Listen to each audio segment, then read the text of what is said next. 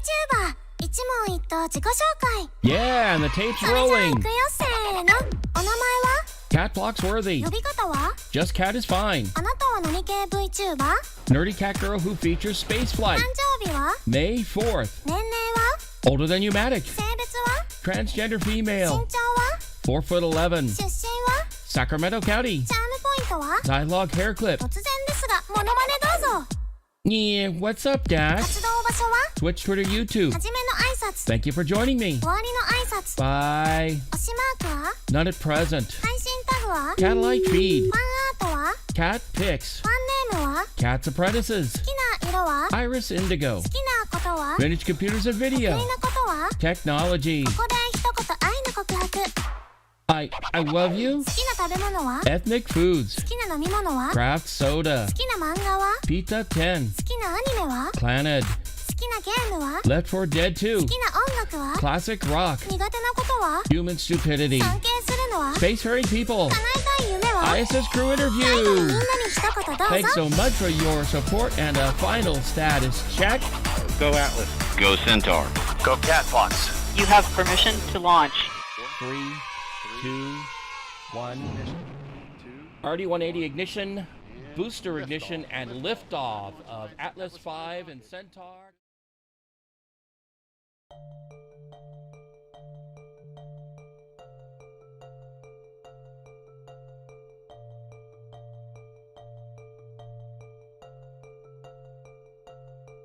Good morning, everybody. Thank you very much for joining me.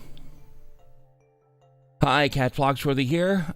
Here we are back on my YouTube channel. We've got a very special show lined up today. Right now, we are going to be heading down to Corn Ranch, Texas momentarily, where the oldest person will fly aboard, the oldest person to fly to space will be flying aboard New Shepard, the NS-18 mission, none other than Captain James T. Kirk himself, William Shatner. So let's go ahead and head on down there. They should be already aboard, and tanking operations should actually be underway right now. So let's head on down. So there we are. We have the stream already rolling. So what's going on right now is that there are 3 other individuals, but probably the most noteworthy of one of them is a Blue Origin staffer, and the 4th one, like I said, is the most noteworthy of them all, and that would be William Shatner. Apart from being, of course, Captain Kirk, he is the oldest person at 90 to go to space. So we'll see what happens. Here at Space Center Houston, as a nonprofit organization, we rely on charitable support to fulfill our goals and aspirations. The grant from Club for the Future is going to enable us to involve tens of thousands of youth. To have this grant from Club for the Future will allow us to accelerate So- our efforts outside of aerospace to create a broad membership of women in STEM. Sandra Magnus actually went up to the ISS several times, a good many of those times aboard the space shuttle. We at AIAA have the goal of impacting 1 million students a year. Rayon is an example of exactly the kind of people we need for this industry. So My name is Rayon Harris. I am 25 years old, and I am currently an aeronautical design engineer. My dreams, my passion. And the one thing we'll be, one of the things that I think I learned in the previous one that actually had crew on there, which was NS-16, we'll know a few things or so. For one, we'll launch at about, the actual engine will light at 6:30. T0 is about 6:30 our time here in California, 8:30 in Corn Ranch, Texas, 9:30 a.m. Eastern, and 1330 hours in UTC, and 7 seconds after it lights, they should let after the BE3 lights, they will let go of the vehicle and it will go skyward. Shortly thereafter, the engine will burn for almost 2.5 minutes, at which point MECO will take place, and then shortly after there, they will separate and the vehicle will continue. The capsule will continue upward, where the booster will start to fall away, and then land itself shortly thereafter. I love love hearing those inspirational stories from Club and their partner organizations. I mean, Rayon and Caleb in that video? Pretty impressive. Keep up the amazing work, you guys. Yeah. We're inadequate. Yeah, let's be honest. You guys are kicking butt. So, keep it up. yeah, I took a little bit of effort to get myself up this morning. So it's because this is the earliest I've seen things go up in a while. So. Club is very much a collaborative effort, and let's highlight another. They're T-minus 48 minutes and 10 seconds. So it's not going to be right at the bottom of the hour like I originally thought it was going to be. Project Janos, you are go for launch. Our mission at Project Janos is to engage and educate students with the wonders of space and to inspire them to become explorers of it. We do this through a two-pronged approach. The first is a set of videos in which Okay, and another thing, another bit of a programming note for later this morning. I'm going to be going on to Twitch, probably right around the 9 a.m. Pacific time frame. Going to be joined by I'm going to be joined by Kaizoku Haru. We are going to be playing Killing Floor 2. We're going to be doing the one of the events, notably the Endless event for the new map, to see if we can get ourselves up to level, get us up to wave 15, so we can make one of the achievements that is for the one of the in-game achievements for that particular for the fall, and if we get all of those, we get a nice special prize, and I'll be able to get a few more of those bosses that I did like 3 of them on stream yesterday. This should be as many as 3 more. We believe the best preparation for that new reality is Project Janos, a unique program that instills students with the skill set and mindset needed to be explorers of space. Very impressive stuff over at Project Janos. My friend Josh Bernstein, he's had a couple of successful TV shows on the History Channel and the Discovery Channel, and it's really lovely to see how somebody like him wants to give back. One thing I got to locate is there it is, my chat window. To harness, From what I understand, one of the biggest things that's supposed to be in this particular iteration of OBS Studio is better YouTube support. The one thing they haven't gotten in there yet is proper chat integration just yet. It's getting there. The main thing I really need them to be able to do is to be able to have 2 PC support going, like I have like I'm going right now. Right now, I'm having to do the, I told it to go live, still, even though it was on this machine that I'm not actually doing the live broadcast from, I have a computer about 20 feet behind me. That one's actually doing the real broadcasting. Home away from home, this is Van Horn. Our local team does a lot of work with the... So we're coming up on T-minus 45 minutes and counting. That we did in some of the local high school students. And the thing about this particular these particular missions, since it's only suborbital, they have absolutely no set time necessary to when they're going to be doing it. Anyway, we're coming up on T-minus 45 minutes mark. Send them to space and then return them to the senders. What a great drawing. This has been really an unprecedented collaboration between Club for the Future, Van Horn High School, and Blue Origin. It is an immense project that's been taken on by 7 Yes, it is. of Van Horn High School who've decided that they have an interest. Yes, it is indeed space. They're going to be going up in just under 45 minutes, and this time, this is going to be their second crewed vehicle, their second ever crewed flight. And among the crew, as it says in the title, will be none other than Captain James T. Kirk from the original Star Trek series himself, William Shatner. And he will become the oldest person ever to go into space. He won't be the oldest to orbit yet. That honor still belongs to John Glenn. That they're even giving us this opportunity to do things like this, coming every week. And Wally Funk, up until recently, was the... Wally Funk currently is the oldest person to go to space and will be the oldest woman to go to space at 82. And mocking up a prototype. They're now in a hold. That the students fully recognize how substantial their postbox is going to be as a landmark in Van Horn. I'd like to invite the students to be the very first to use our postbox. Woohoo! And hopefully I see. They're getting. That's basically what they're doing, is they're sending all that stuff up there, along with the participants on board the vehicle. Again, the hard work that our team down here in West Texas does, not only on testing rocket engines and launching rockets, but also giving back to the community. So the relationship that we have is wonderful. It really. And one thing to bear in mind also is that Blue Origin will be creating the BE4, which is a Methalox engine running on liquid methane, also known as LCH4, and liquid oxygen for its propellants. And that will be on its next effort, which is New Glenn. See what they have to say here. Brief hold here. We've said it before on webcast prior. We want to make sure that our teams are all aligned. I do understand that our astronauts have made it. Oh, they haven't been on board yet. And look who their chauffeur is, none other than Jeff Bezos, also in his flight suit. Oh, there's Shatner in the back, in the center of the back seat. You had a hypothesis that Jeff might just stay on the rocket. That's not the plan for today, just to be very clear. He's ready, though, if that opportunity arises. And he's, again, from having flown just Have you heard about the Blue Origin lawsuits? Yes, I have. Yes, I have, especially between them and NASA. And I don't know if they're in the process of suing SpaceX as well. But, yeah, that's been... and, of course, who said it?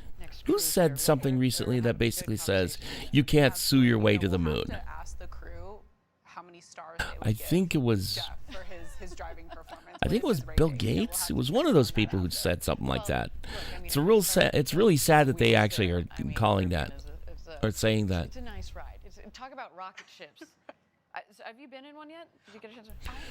So here we are, T-minus 45 minutes, 1 second, and holding. About 3.5 minutes into the hold. We're going to work on these things, Jackie. We're going to work on these things. So we will get to see these people board. The gentleman who was driving was like, you might want to put your head back against the seat. And I was like, what are you talking about? It's fine. He goes, no, I'm serious. And he accelerates. And we're like, oh. Yep, that sounds about right. Sioux Origin. So much fun, those cars. So, yeah, some pretty sweet rides. Rub it in more. Sorry, Jackie. Again, we're working on it. Oh, maybe it was Elon Musk. Right, okay. Continue to be in a hold here. We've said it before. You know, we spent years designing and building these rockets, months designing these missions, and if we need a couple of minutes there, that is. I wonder when they managed to say, let's get William Shatner aboard. That would be interesting to know that. There's the vehicle with the crew access arm already out there.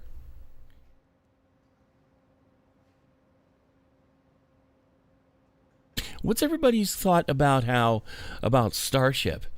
And from what I understand, they're still supposed to be doing an orbital test sometime between now and the end of the year.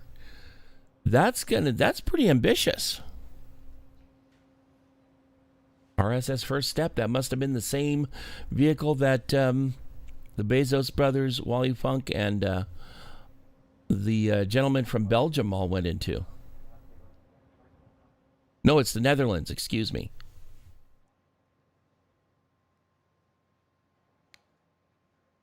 So, and of course, what'll happen is about T-minus 2 minutes before launch, the crew access arm will retract.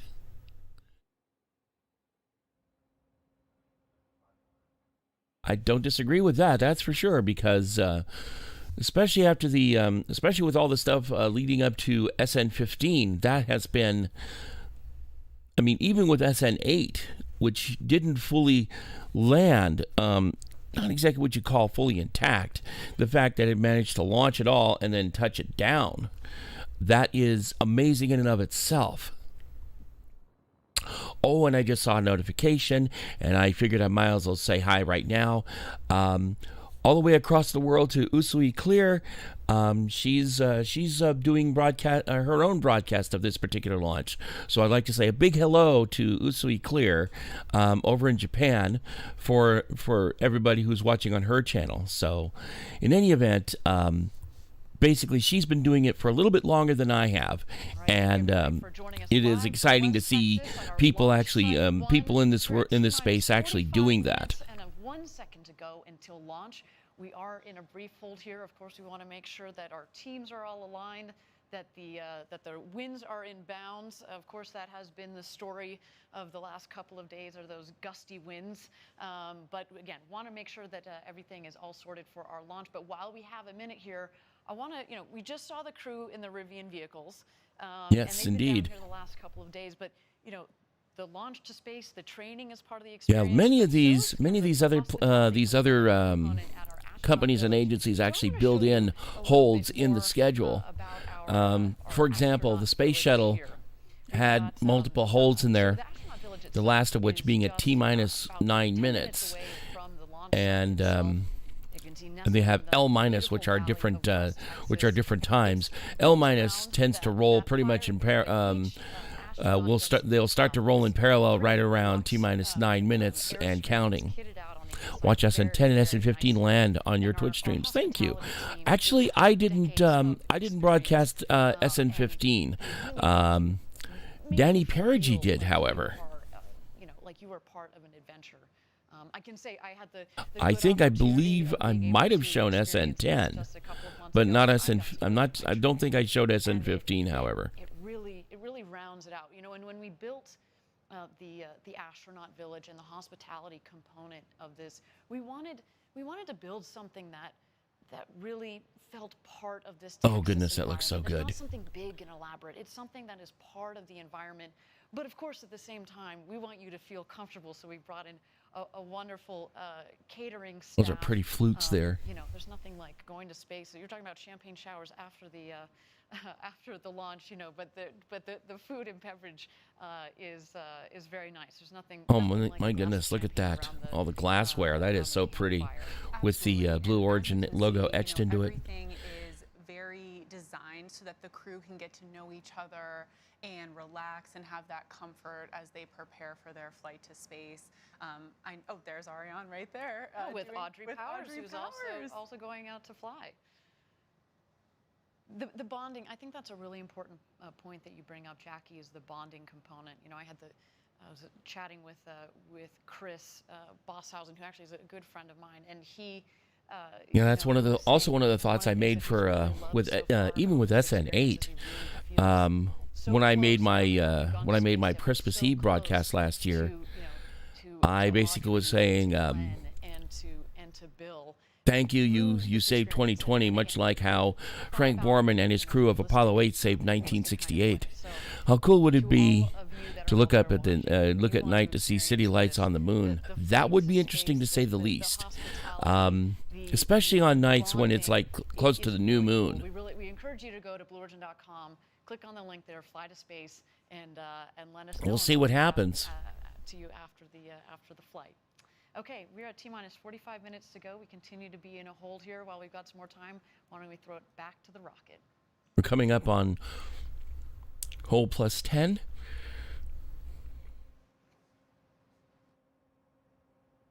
There's the vehicle. It's got umbilicals on there. This is the New Shepard rocket and capsule. The New Shepard has a single BE-3 engine at its base.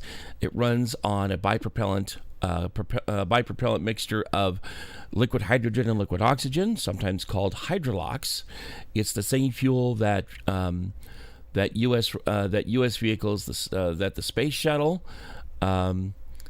SLS, those two using the RS-25 engines, 3 and 4 of which respectively, as well as the Delta IV series of rockets, most notably the Delta IV Heavy, which uses 3 RS-68As, 1 in each of its common booster cores. And they run on different cycles. The RS-25 runs on a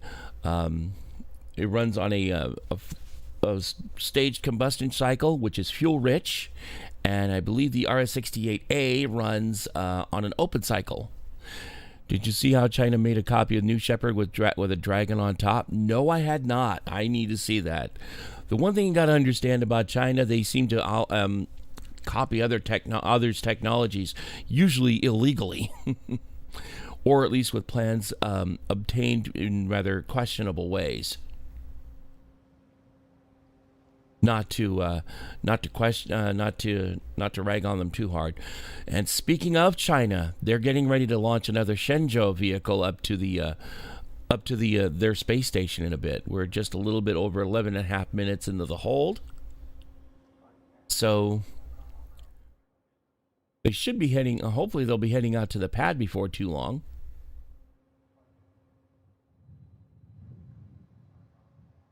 And shortly before launch, I'd say about within the last minute before launch, they will gimbal the engine. They will, just like the space shuttle, they'll check the aero surfaces as well as gimbal the engine to make sure all of those will actually move when when commanded.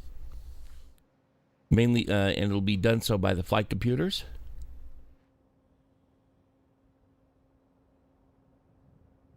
Looks like they may not have started tanking operations just yet. I imagine they'll do that with the people aboard. And one of the things they'll also probably do, just like with SpaceX at about the T-minus 40 some odd minute mark, and that is arm the launch escape system and then start tanking operations.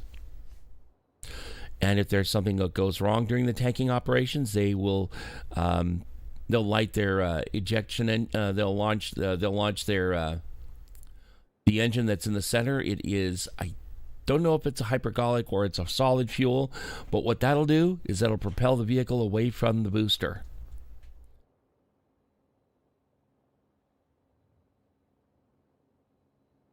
But yeah, I'm kind of surprised that China actually would do something like that.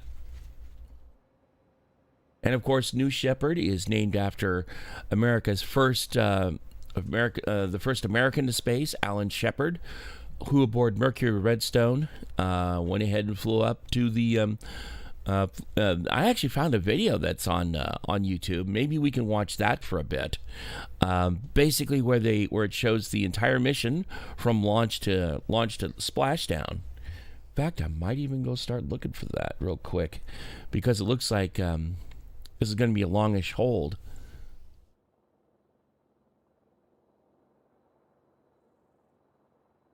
So let's go ahead and do that right now.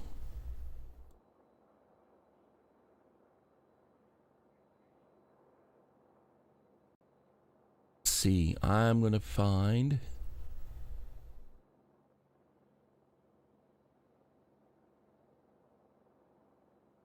See if I can find... I'm going to find a window that I can interact with, which won't... There we go. That should do it.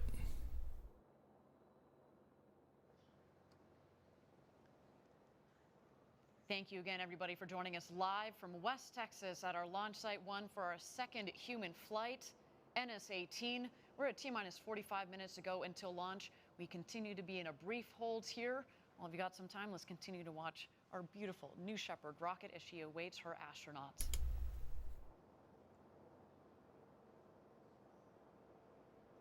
It actually has 3 camera views in it. One of Shepard himself, one of his front panel.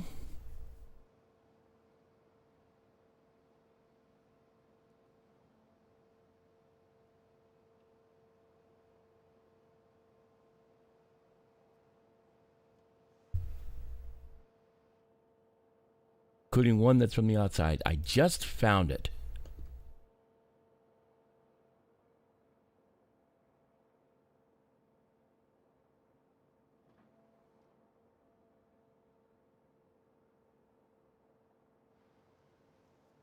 So in the meantime, there's the other mission of note is Soyuz MS-19, which had gone up earlier, about a week or so ago, where they had one cosmonaut along with 2 space participants who were going up there to film a movie, film scenes of a movie in space.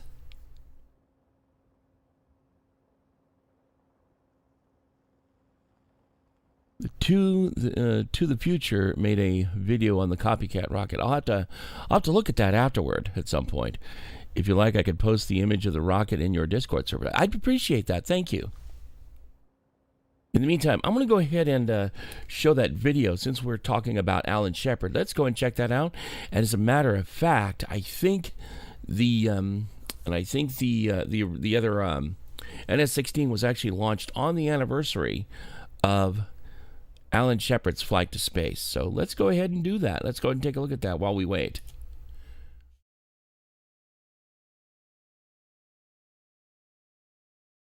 Roger, 0J, and I feel fine. Capsule is turning around. Oh, that view is tremendous. Interesting view of how that retro pack is.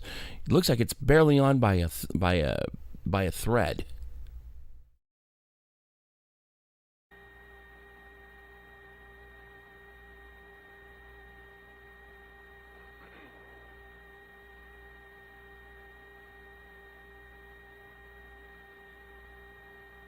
Interesting how they actually managed to have all these views, and this person took a lot of efforts to synchronize all three of these views. 1 minute and counting. Roger.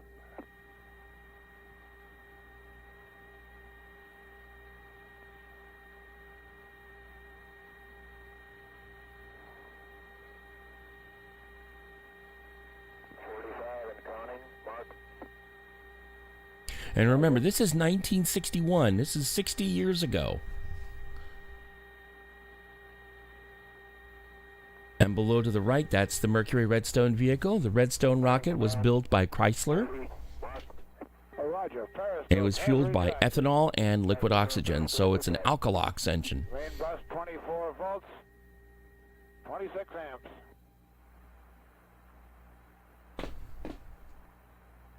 One of the cats has decided to...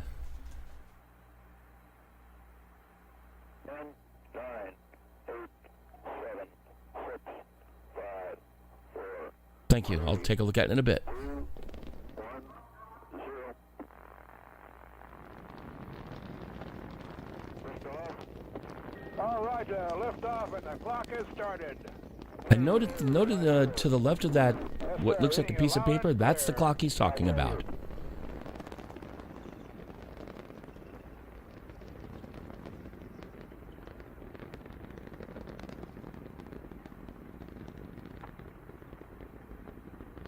And the red thing at the top is the launch escape tower, which is propelled by all solid fuel rockets. At 14 psi, oxygen is go. As understand, to get the air okay.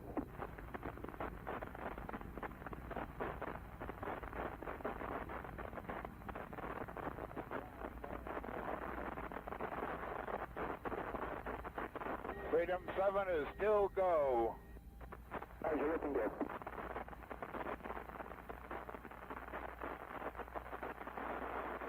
This is 7, fuel is go, 1.8 G, 8 psi cabin, and the oxygen is go.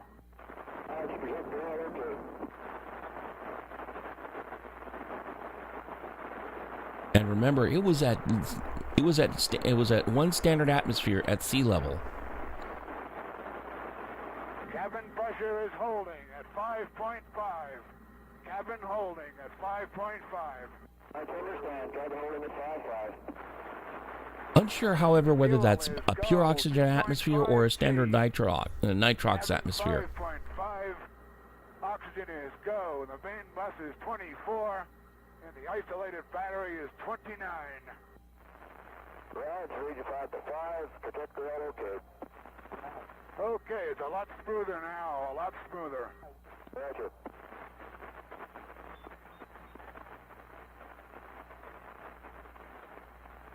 Seven here. Fuel is go. 4G. 5.5 cabin. Oxygen go. All systems are go. That's all systems go. Protect the rail, okay. 5G. Pretty soon they're getting ready to separate.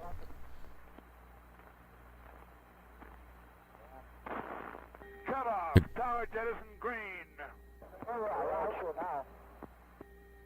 Disarm. Just had Miko.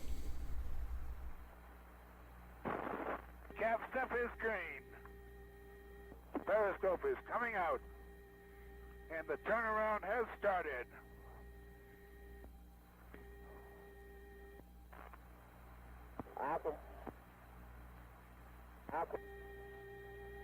SCS is okay. Control movements.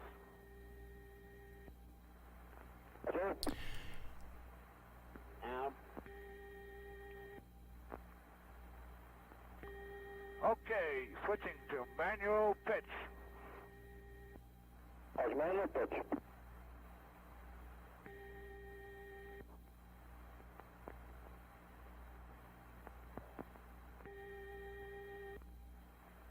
Pitch is okay. Switching to manual yaw. Manual yaw.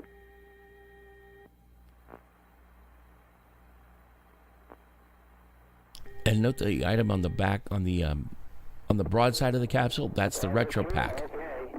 Yaw is okay. Switching manual roll.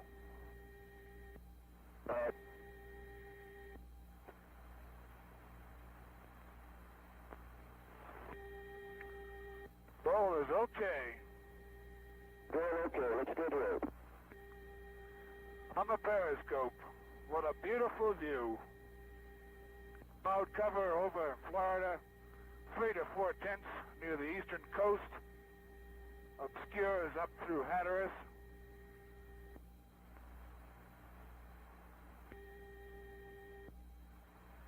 You can see Okeechobee. Identify Andros Island. Identify the reefs.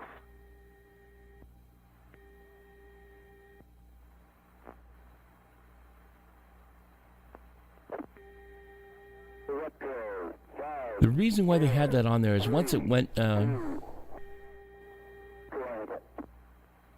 retro sequence. In retro attitude are green. and the retro pack is so they can get out of orbit and splash down. Control is smooth. You notice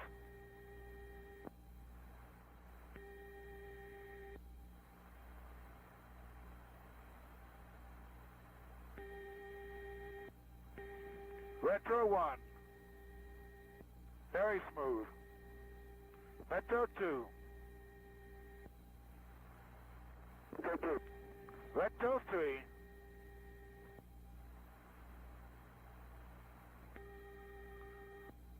All 3 retros are fired.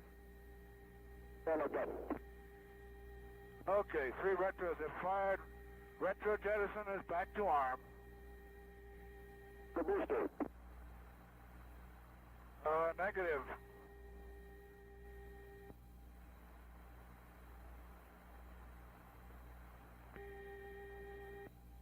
Switching fly-by-wire.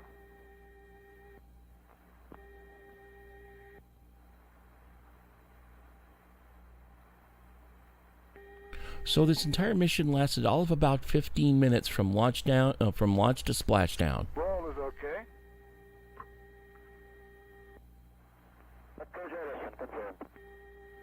Roger, do not have a light. I do not have a light. I see the straps falling away. I heard a noise. I will use override. There goes the Override retro used. pack. The light is green. Oh, Roger. Now they're changing the attitude such that the blunt part is facing the planet. Periscope is retracting. I'm on fly-by-wire going to re-entry attitude. Roger.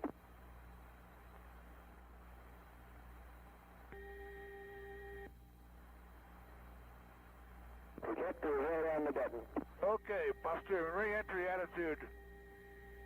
Switching ASCS normal. ASCS is okay. I don't know whether they actually. I mean, I think if memory serves, they even have. You can even see light from the windows as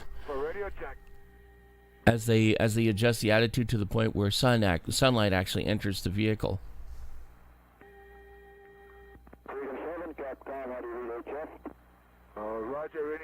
and clear, HF. Take Humvee.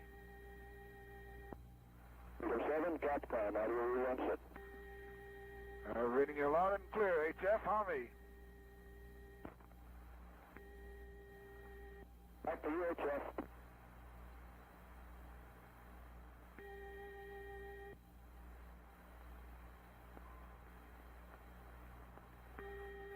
There's some sunlight right there. G, build up. 3, 6, 9. Jeez. It's coming in for a ballistic re-entry there. Okay. Coming through loud and clear. Okay.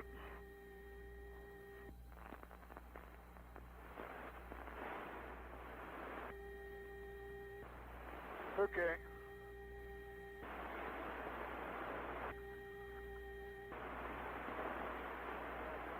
This is 7, okay. Coming soon, they should be deploying the drogue chutes. 40,000 feet now. 40,000 feet. I'm back on ASCS.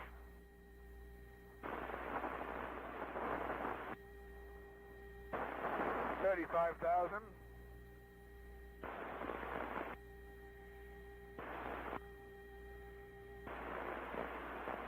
$30,000 feet.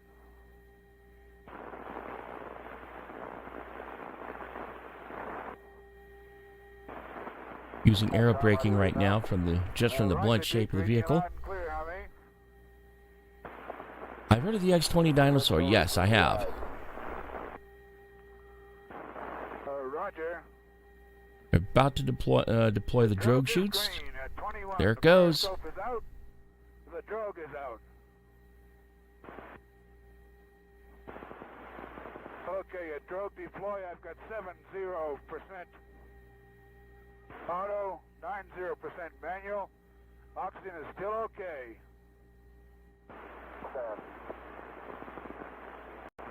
And the snorkel's at about 15,000 feet. Emergency flow rate is on. And pretty soon they'll be deploying the main chutes. There's Shepard himself. Main on green. Main chute is reefed. There goes the main chute. They're going to reef, which means they're going to open slowly. Main chute is coming unreefed and it looks good.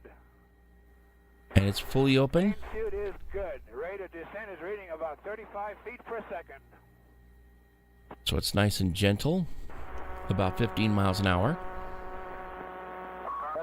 Hello, Capcom, Freedom 7. How do you read?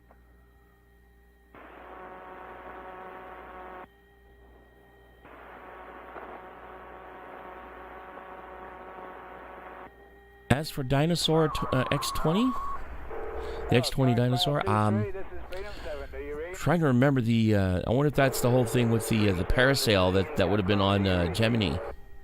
Affirmative, Indian Capcom. Let me give you a report. I'm at 7,000 feet. The main chute is good. The landing bag is on green. My peroxide has dumped. My condition is good. Roger, Freedom 7. I understand you're at 7,000 feet. Your main chute is open. Your landing is good. Over. That is affirmative. Please relay.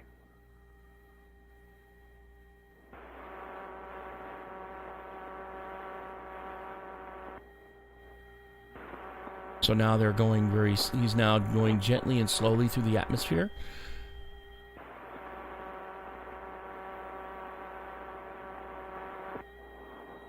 And he's got a landing bag at the base of the vehicle. I think they've jettisoned the heat shield.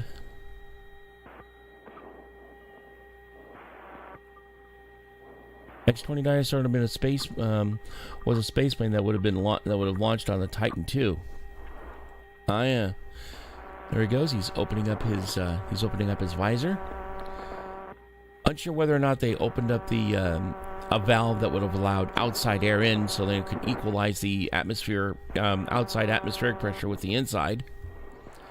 There's a bag at the bottom of the vehicle, which will help cushion the impact against the ocean.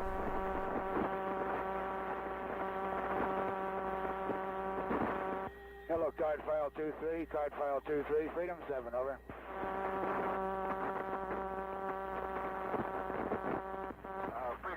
Freedom 7, this is card file 2-3, over. This is 7, relay back to Capcom, please. My altitude now 4,000 feet. Condition as before, the main chute is good. The landing bag has deployed, the peroxide has dumped. All right, just a second, low. Peroxide, I believe, is for the RCS jets that they had on orbit. Well, on flight. Because remember, this one is also a suborbital flight, which of course is what New Shepard is named for.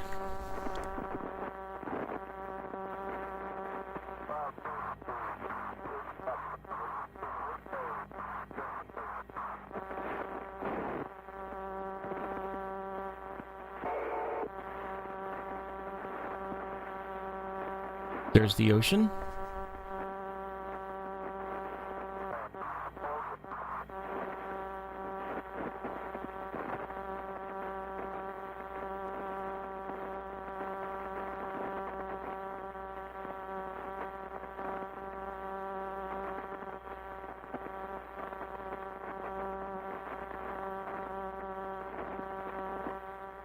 Card file 2-3, Freedom 7.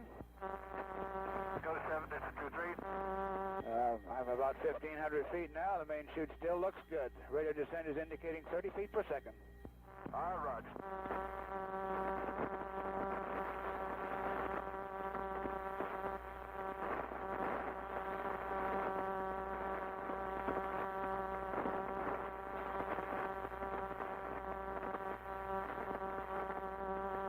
Okay, we got about a minute left in the video, and we'll be joining back. We'll be heading back to Corn Ranch momentarily.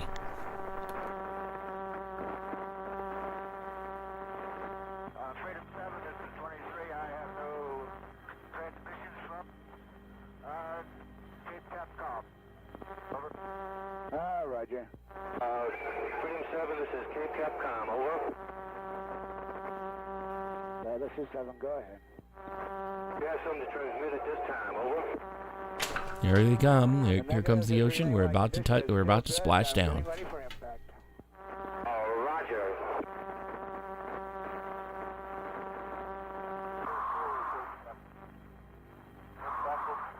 And there we go. We have splashdown. Houston, that's beautiful. This has got to be one of the most proud moments of my life, I guarantee you.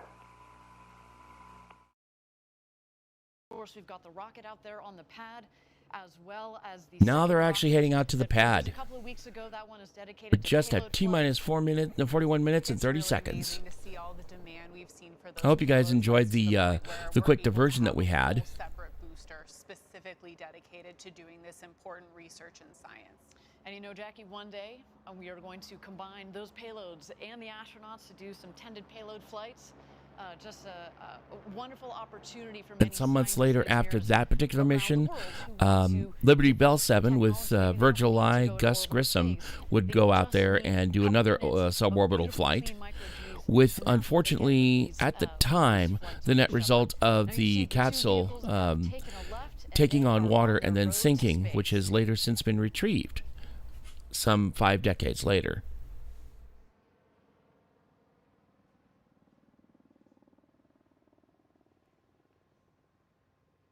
Jackie, I can tell you from having done the astronaut training just a couple of months There's ago. the vehicle off in the distance. I got to do everything minus get inside of a rocket that was up on the launch tower. But we did all of this because we had to coordinate it, of course. And the drive out there. And here in California, it is now dawn. I'm actually seeing light outside. Because you're basically harnessing and containing your own adrenaline, and you're trying to kind of level it out. But it's also very peaceful, right? It is this 2-mile road that goes out to the launch pad, out to the rocket, and you're there with your thoughts. You know, these 4 astronauts have been thinking about going to space for a long, long time, and this moment is here. And the funny part is one of them has been in space fictionally for probably a lot longer. I know that mine would have an excessive amount of pit bull. I don't know if that's a little too hype for this experience, but hopefully they're listening to some Rocket Man or something. Yeah, exactly. Rocket Man was definitely on the playlist as we Especially considering that Shatner covered it rather now, Jackie, once they, cringily, from what I understand. Space, there is the ring road that goes around the launch pad. They are going to go to the north end of the ring road, and they're going to stop and take a photo, take a couple of beautiful photos right before they get back in the Rivians, head back to the base of the launch tower where they will ascend the tower and stop in the safety shelter first. Yeah, and you can see a good view of that safety shelter right now. That's that white box on top of the launch tower. There's Shatner in the center.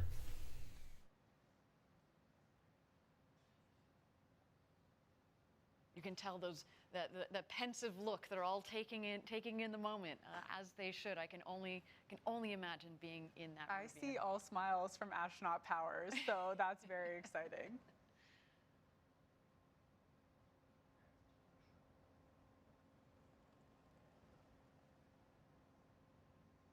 Have a good view of that ring road now, which is that circular ring surrounding the launch pad, as Ariane mentioned. There you go. They're checking it out. Now, when you get right down to it, that's not a big complex.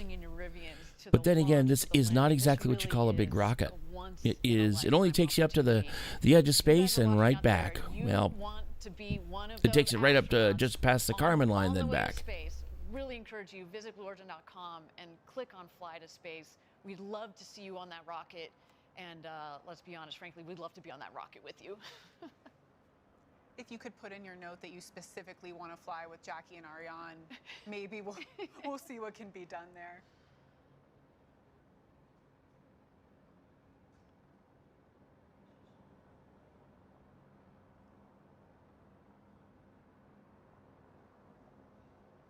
Lovely. I'm not sure if this is helicopter or drone footage, but yeah, it's beautiful. Probably drone footage. The rocket is shorter than a Falcon 9 landing leg. Wouldn't surprise me. The astronauts are getting out of their Rivian, getting those smiles ready for that ring road crew photo.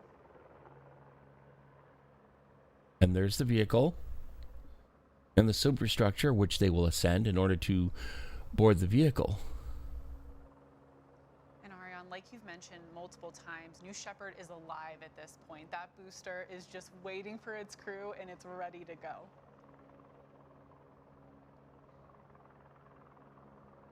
Yeah, it's definitely there's definitely at least a helicopter as well as at least a couple drones out there. In this shot, you do see Sarah Knights, our crew member 7. Certified Cat moment. The crew up to the tower and make sure they're situated in the capsule in just a little bit here.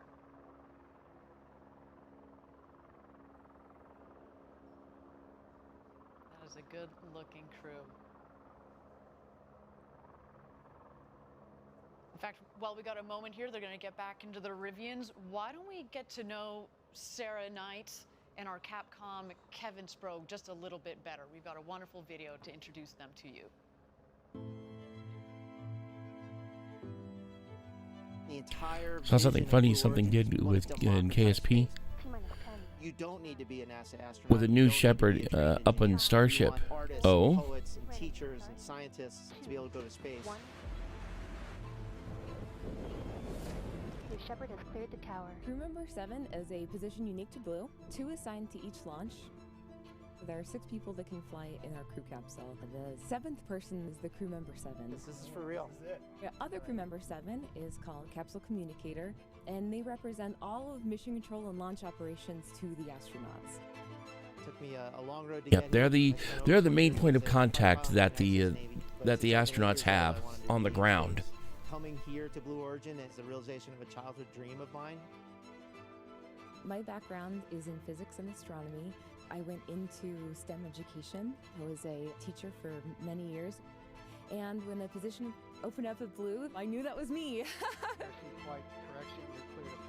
The fact that I'm crew member 7 and the visible point of our entire team It's such an honor. The ascent descent position is crew member 7 is part teacher, part trainer, and part guide. They're embedded with the astronauts. They're truly a member of the crew. They're going to live with you at the astronaut village. They're going to conduct all of your astronaut training. Spaceflight is complicated, but our astronauts that fly with us will not need to have a complicated view of what's happening. The rocket is autonomous, and all of the safety systems are hardwired into the core. On launch day, crew member 7 is actually going to walk you up the tower, put you in your seat in the capsule, close the hatch. Capsule Capcom. The Capcom will then take over as the astronauts take their journey to space. And then as soon as they land, crew member 7 will be there to help open the hatch and whisk them away to the celebration. Our astronauts are one part of a very historic journey. We're trying to there they go. They're ascending the superstructure so they can board the vehicle. Who come here will truly be helping us take that first step.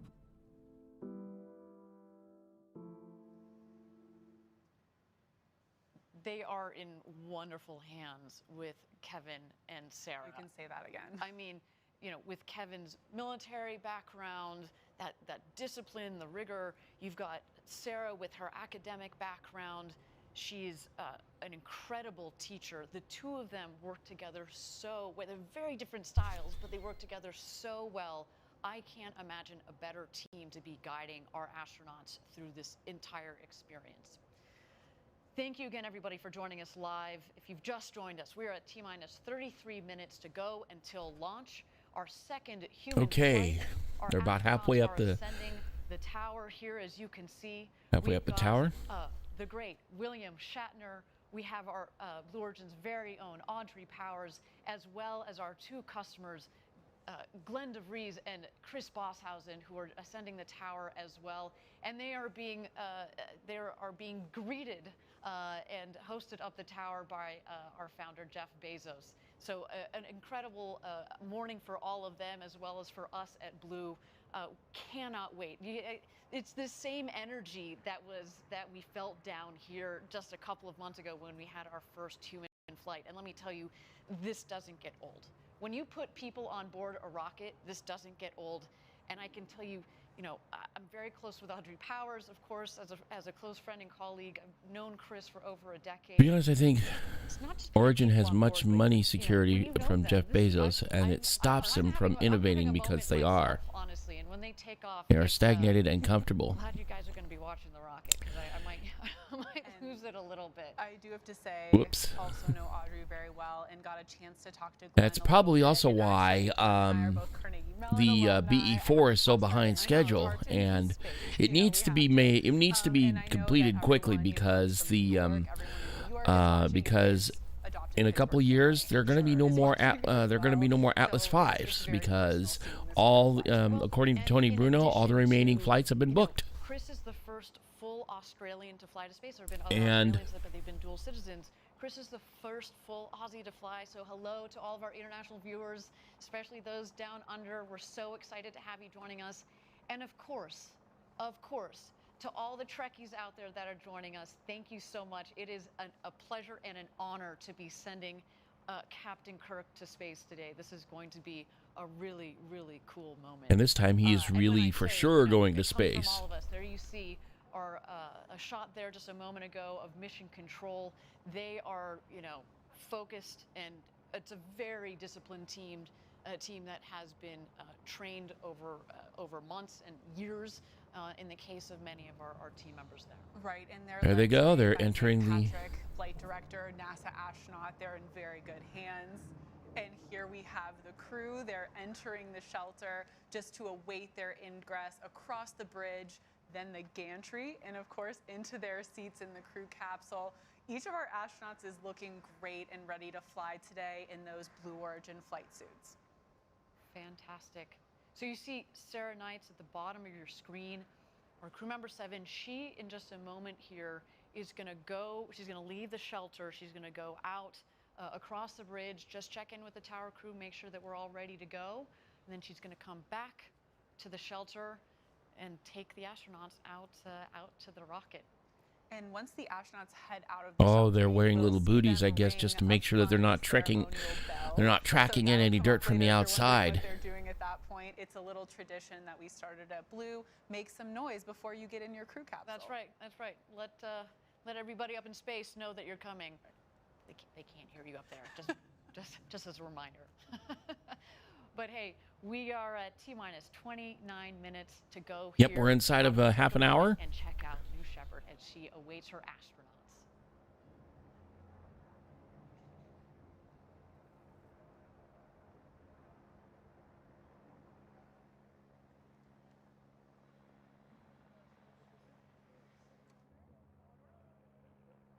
I figure once everybody's in there, they should be able to. They should start taking on fuel and oxidizer, leading up to light this candle. I like that. And here they go. There's Glenn DeVries, Chris Bosshausen, William Shatner, and Audrey Powers. And today's special crew member 8, Jeff Bezos, and crew member 7, Sarah Knights. Hey there, Tiny Brain Plays. How you doing? Welcome. We are watching New Shepard being launched by Blue Origin on the NS-18 mission, whose crew features William Shatner, the original Captain Kirk from Star Trek, the original series. She is, of course, our vice president of mission ops for New Shepard, so of course she knows the whole team very intimately. A lot of the team today are launching their boss to space. First Jeff, now Audrey.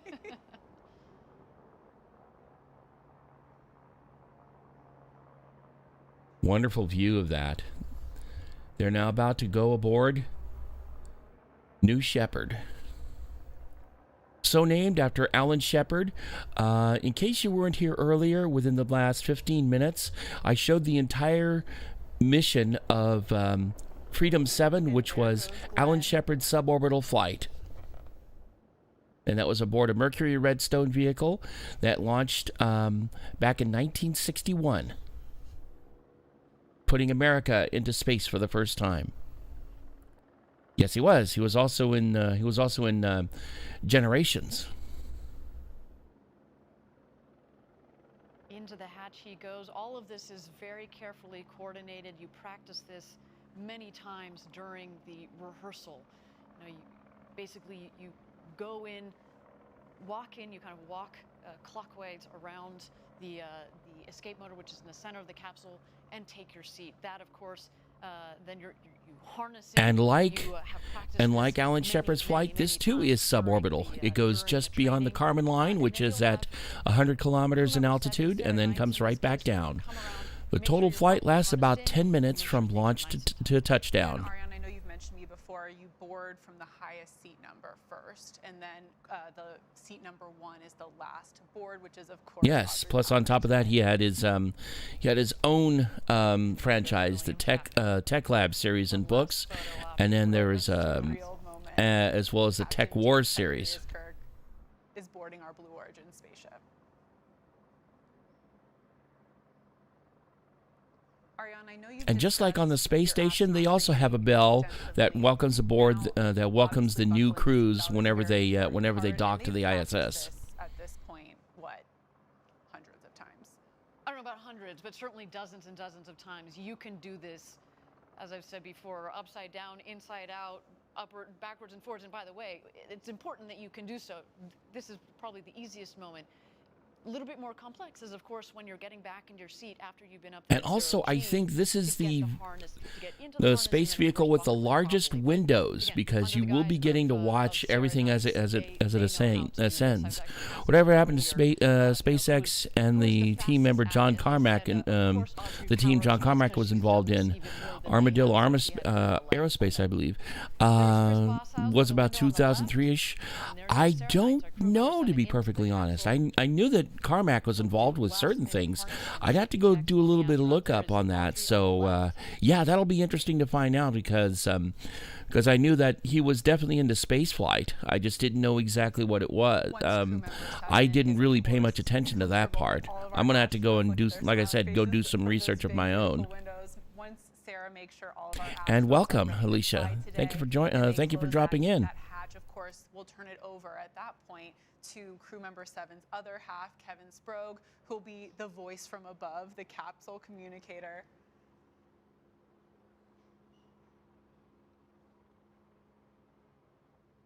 And there goes they have a hose that they sometimes put in there that allows them to bring in fresh air from the outside before they seal everything up. Sure thing. I'm thrilled to do this. This is part of my this is pretty much a part of my this is a staple of what I do here on both my Twitch and my YouTube channels. And we're coming up on T-minus 24 minutes. What they'll probably do is once everybody's in and everything's locked up, they'll arm the launch escape system, as well as and at that point they'll start tanking on propellants. Yeah, I've seen a lot of jokes on that, especially after the funny thing is, I don't think they did that until after the first crewed flight. But I'm trying to avoid keeping the all the innuendo on that. The harness is nice and tight. We see just in the corner there the hands of Glenn DeVries. Quick thumbs up. 2 big thumbs ups, yes. I had the chance to chat with him just a little bit the other night, and it was wonderful. I said, Glenn, what do you think you're going to think about once you're harnessed in? He said, as much as I've been dreaming about. And the interesting thing also is that there is another there's another rocket vehicle that's roughly the same size, I think, as New Shepard, and that would be Electron, which sends up small satellites on a rocket that's like 50 feet tall and made entirely of carbon fiber composites. And hopefully we should be seeing another one of those before too terribly long. Those are always fun to watch. I hope you are taking every mental note there is. And I loved one thing from that interview that Chris and Glenn, our customers, both actually said when they told their family and friends that they're going to go to space on New Shepard. There was pretty much a universal, well, finally. It's about time. It's about time. You've been talking about this pretty much since birth, so we're really happy to hear that this day is finally here for Chris and Glenn, and of course, Audrey and Captain Kirk. Glenn even said, he's like, you know what? I haven't heard from 22 minutes. A couple of friends since kindergarten, and they've reached out to me and they said, yeah, you were talking about this when you were 5. Can you imagine? I think Glenn mentioned one of his special guests is his middle school classmate who had to be here to see this day finally happen.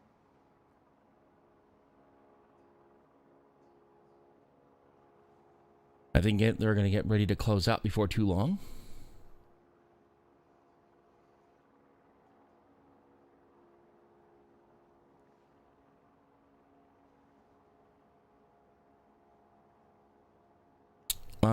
If it's anything, Starship Heavy, yeah, that's the Super Heavy with the Super Heavy launcher. That's going to be interesting. With 3 Super Heavies, okay. This will be interesting to say the least. That can wait until a bit later, though.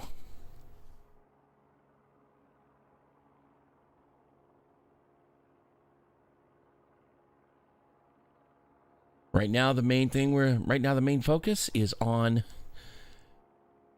New Shepard NS-18's launch.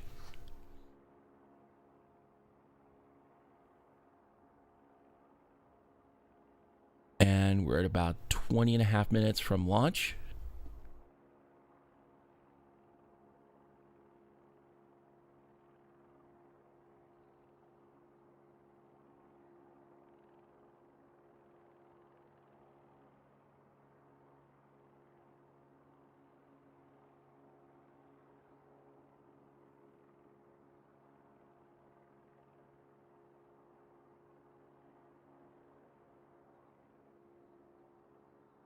T-minus 20 minutes.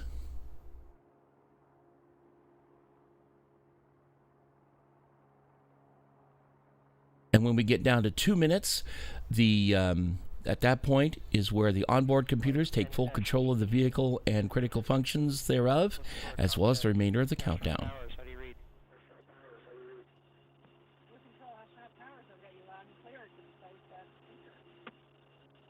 Astronaut Lemley, how do you read? Lemley, A-OK.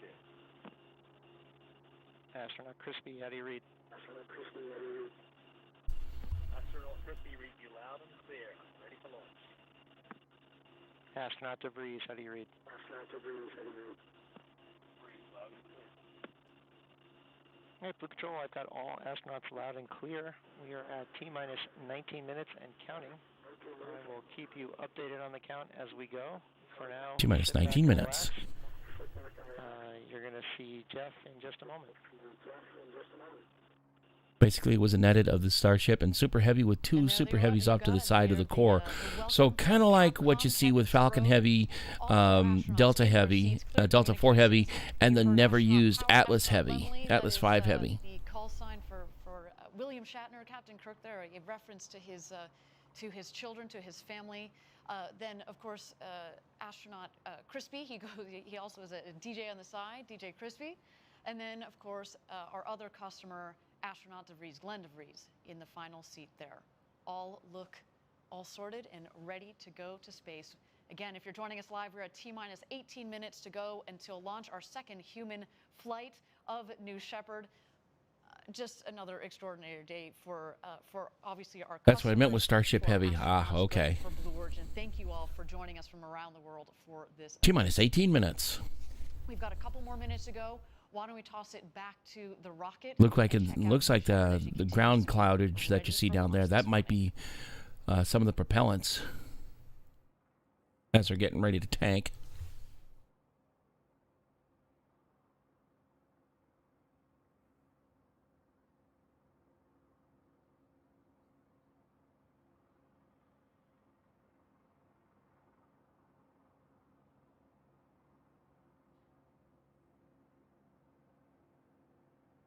There's the vehicle. And also at about the T-minus 2 minute mark, the crew access arm will start to telescope away from the vehicle.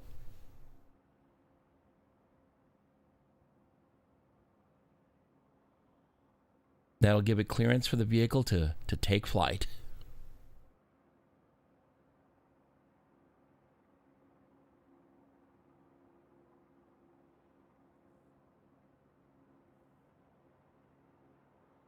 And they've done all the comm checks to make sure the communications loops are working.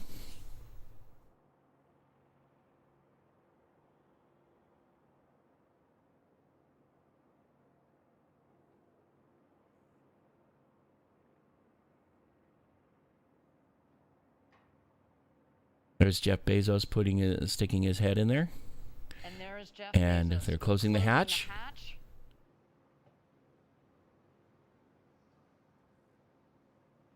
Jeff, of Hatch course, is now an latched. experienced space traveler himself. Yeah, he flew up along with his brother Mark on NS-16's flight. For our astronauts, of course, he and his co-astronauts on his first flight had a ball up in space. 16 minutes. Maybe he gave them a couple of tips on how to toss the Skittles just right. It's all in the wrist. It's all in the wrist. Okay. I'm still surprised he got out of the RSS first step. Yes, yes, it's true. We do indeed only have 4 astronauts in there today. I know he had such a good time. That was Yeah, they could have as many as, like they said, they could have as many as 6. Crossing the bridge, our tower crew doing some final checks on the capsule. The capsule hatch actually has a redundant system in it, so it is closed. They're going to do a pressure test, make sure the seals are all working correctly, and this vehicle, what's really nice about it, obviously they've got their sweet flight suits, right? Because you got to feel like an astronaut when you go up into space. But at the same time, though, it's a pressurized vehicle, so it's a shirt sleeve environment. They don't necessarily need that. What they also don't need is a helmet, because We wanted our customers to get this full unencumbered They're at a hold at experience, T-15 and minutes. to be able to appreciate the view. So is the 7th crew member not on this one then? Correct. Basically, what they normally are is apparently the people, a support person that is on the ground. They're the ones helping them into the vehicle. In this case, I think Jeff, and then basically what happens is that they help them in and out of the vehicle. And then number 8, of course, is Capcom. To watch new Shepard as she gets ready for her flight to space this morning. And could they get over how good the blue light suits look? I don't know. Best ask them.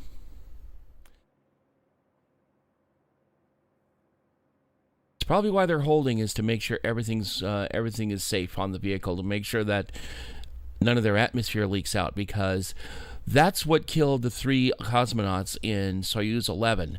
What had happened was normally the orbital module and the instrumentation compartment need to jettison individually as opposed to at the same time, which is what apparently jarred the air equalization valve opened.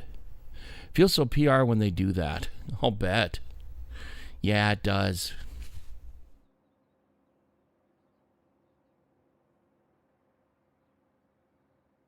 They had an otherwise pretty normal. They had a normal mission while docked to Salyut 1, which of course was the Soviet Union's and the world's first operational space station. Ah, I see. Gotcha.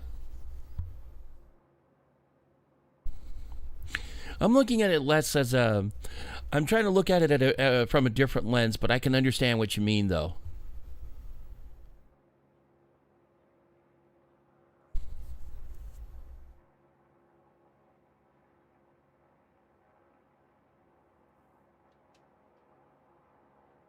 So here we are at T-minus 15 minutes and holding, waiting for everybody to be clear of the pad. Thank you, everybody, for joining us live from West Texas here at our launch site 1. We are 15 minutes away from launch. We are in a brief hold here, but while we're in a hold, I understand that Capcom in our mission control has a special message for our astronauts. We're going to await that message here in just a moment. Oh yeah, I'm going to support the launch purely as a science thing, but it's so hard sometimes. Yeah, I totally get that. That is completely understandable. Especially with recent developments in the past few months.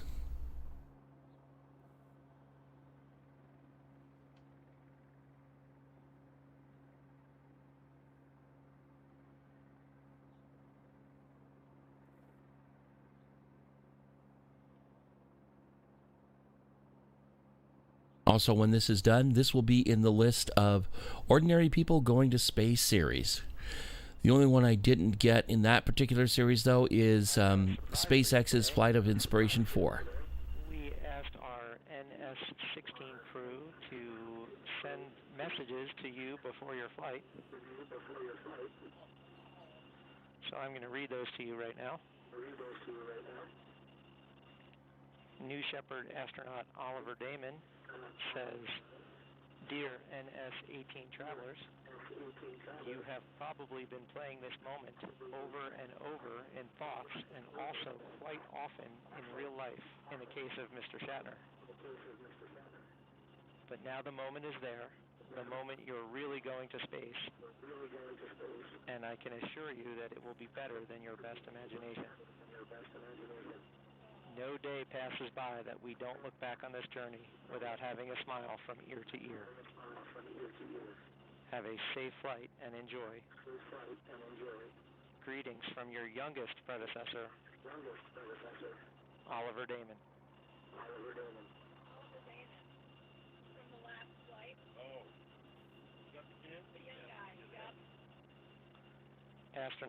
New Shepard astronaut Wally Funk says, "I hope this flight will be the most fantastic experience of your life as it was mine. Take time to enjoy every aspect of this journey. from liftoff to touchdown. Jeff has done a magnificent job of ensuring the smoothest, most memorable ride, and Kevin and Sarah are top-notch instructors. Becoming part of the Blue Origin family is an honor like none other I have received. Together, let's cross new boundaries and set new records. I will be watching your liftoff with great enthusiasm and sending my best wishes. Godspeed, Audrey, Bill, Glenn, and Chris. Much love, Wally.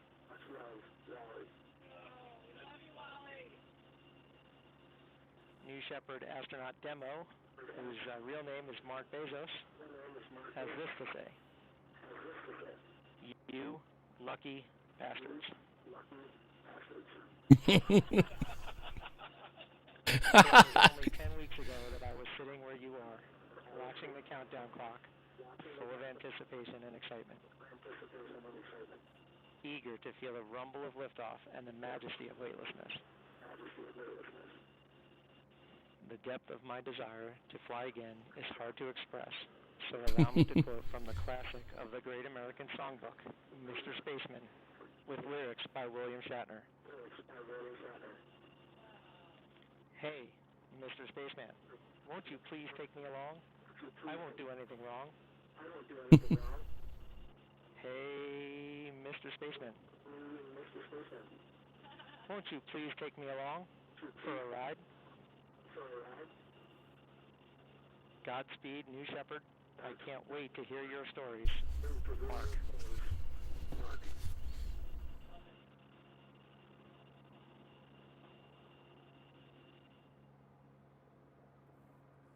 And of course, they'll hear from Jeff Bezos himself on the pad, if they haven't already.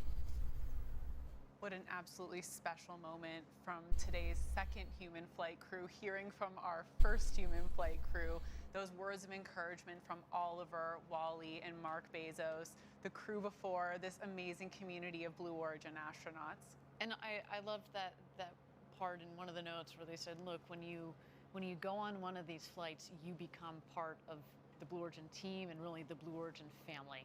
And that is really, you know, how we think about every single astronaut on that vehicle today. You're very special to us. You are going to have the flight, the ride of a lifetime. You are living. Yeah, that's something you more than likely will never, soak it in. you will not likely forget. We are T-minus 15 minutes to go until launch. We are in a hold here. But as we have a moment, as we tick down to launch, why don't we get to know the man that many of you are here to see, William Shatner. I'm going up into space. I don't know how many people who can say that. It's life-changing in its way. Not because of the aerial adventure, but because of the people I'm meeting and talking with. I'm glad to be here. Jeff Bezos' concept to make living and building in space and to make pollution a thing of the past. I mean, what noble ambitions those are, and somebody has to start it. Lines upright. Yep. We're just at the beginning, but how miraculous that beginning is, and how extraordinary it is to be part of that beginning. There is this mystique of being in space and that much closer to the stars and being weightless. I shall be entranced by the view of space. I want to look at that orb and appreciate its beauty and its tenacity is sustaining this life of ours, which allows us to look with awe and wonder at the miracle of space. There is an adventure in my life that I would not have had I not done this. And it looks like there's a great deal of curiosity about this fictional character, Captain Kirk, going into space. So let's go along with it and enjoy the ride. To slip the surly bonds of Earth, as McGee would put it. William Shatner is everything you'd hope for and more. We are just so honored to be able to have the opportunity to send this man to space at the age of 90, no less. Remarkable. He will become the oldest person to have ever flown in space. And I know, Jackie, somewhere out there, Leonard Nimoy is smiling. All right, we're down to T-minus 15 minutes to go. We are in a hold here. Why don't we send it back to the pad, continue to watch New Shepard as she readies for her flight to space today. Looks like everything is closed out and ready. All they have to do now is arm the launch escape system and start tanking on propellants.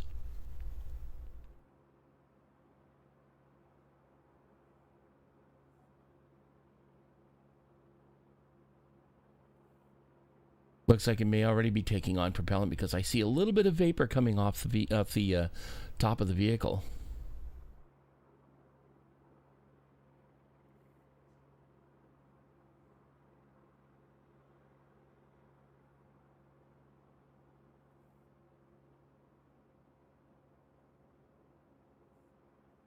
They get some of the best pictures out of this. And like you say, it's probably a lot of this is PR, but takes away none of the wonder. None of the wonder that being able to put yourself that close to space.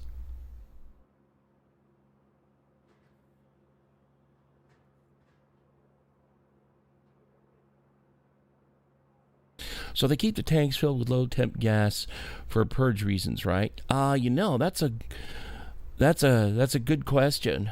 But I know that I know one of the things they do as well and that is, as they take on propellants, they still have all the valves open. Well, the PR has to happen.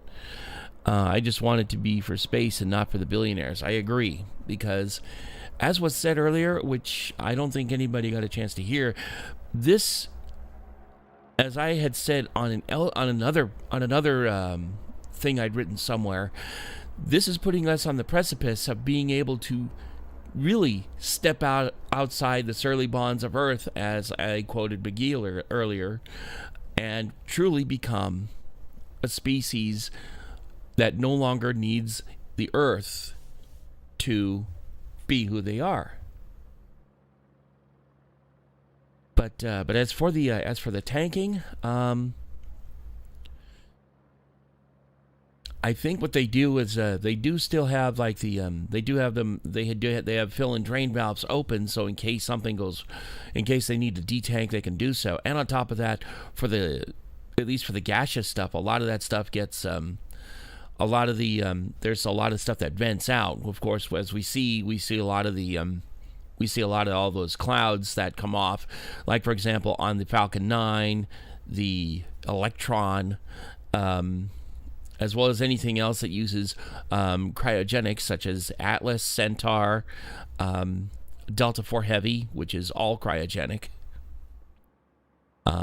They basically have to keep valves open in order to make sure this stuff doesn't overpressurize and burst any of the tanks or the bulkheads that separate those two.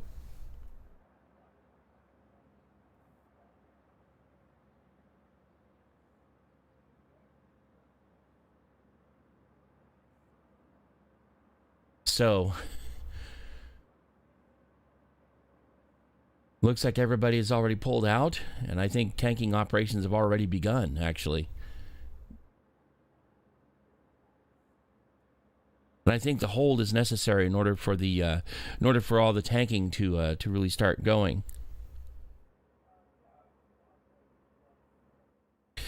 I just know that even with liquid tanks, you could fill them with nitrogen and fill them from the bottom. You don't get any fouling gases in the tank. The colder gas coming out can sometimes be seen. Oh,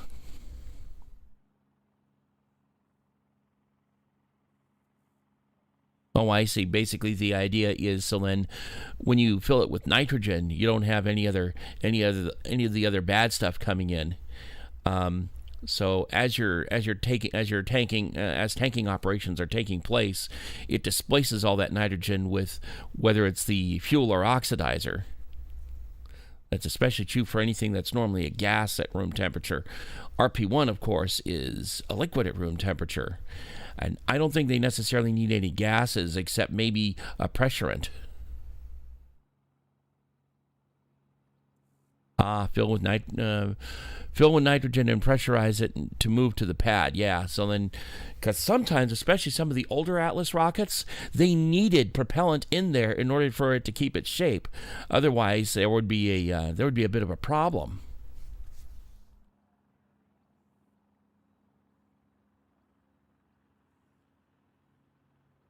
Yep. Then you vent the nitrogen as you fill. Yep, that sounds about right. Basically, displacing all the stuff that's in there as you take on propellant.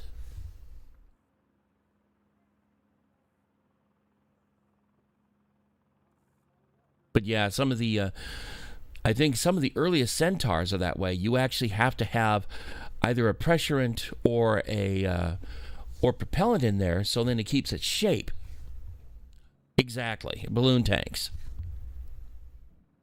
In fact, Scott Manley had a video on there that showed a picture of an Atlas rocket collapsing because the pressure wasn't being maintained inside the propellant tanks, and it's almost comical to watch, especially with all the super cold liquefied gases just coming out and just boiling off into the air.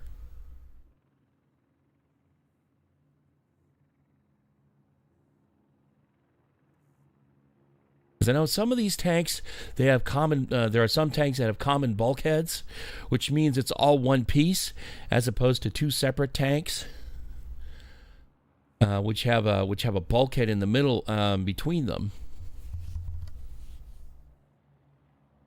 And I think the external tank on the of the space shuttle were of the latter design, where they have bulkheads between the liquid oxygen and liquid hydrogen tanks. Liquid oxygen was at the bottom and was the larger of the two, because for each volume of hydrogen that they put in, they had to put about 6 times that of oxygen, or maybe just a little bit more. I don't know which side. I think that one ran fuel rich. The RS-25 runs a bit fuel rich, meaning that they pump in more fuel than is needed for the actual combustion to take place, mainly to keep the engine cool. And of course, it uses regenerative cooling by taking the fuel, wrapping it around the engine bell to cool it. 15 minutes to go. We continue to be in a hold here, but as you can see there, the tower crew has descended the stairs of the tower. They have gotten back in their vehicles, and they are headed back to mission control. That indeed is a wonderful sign that we looked forward towards this launch this morning. The weather looks good, as you can see here.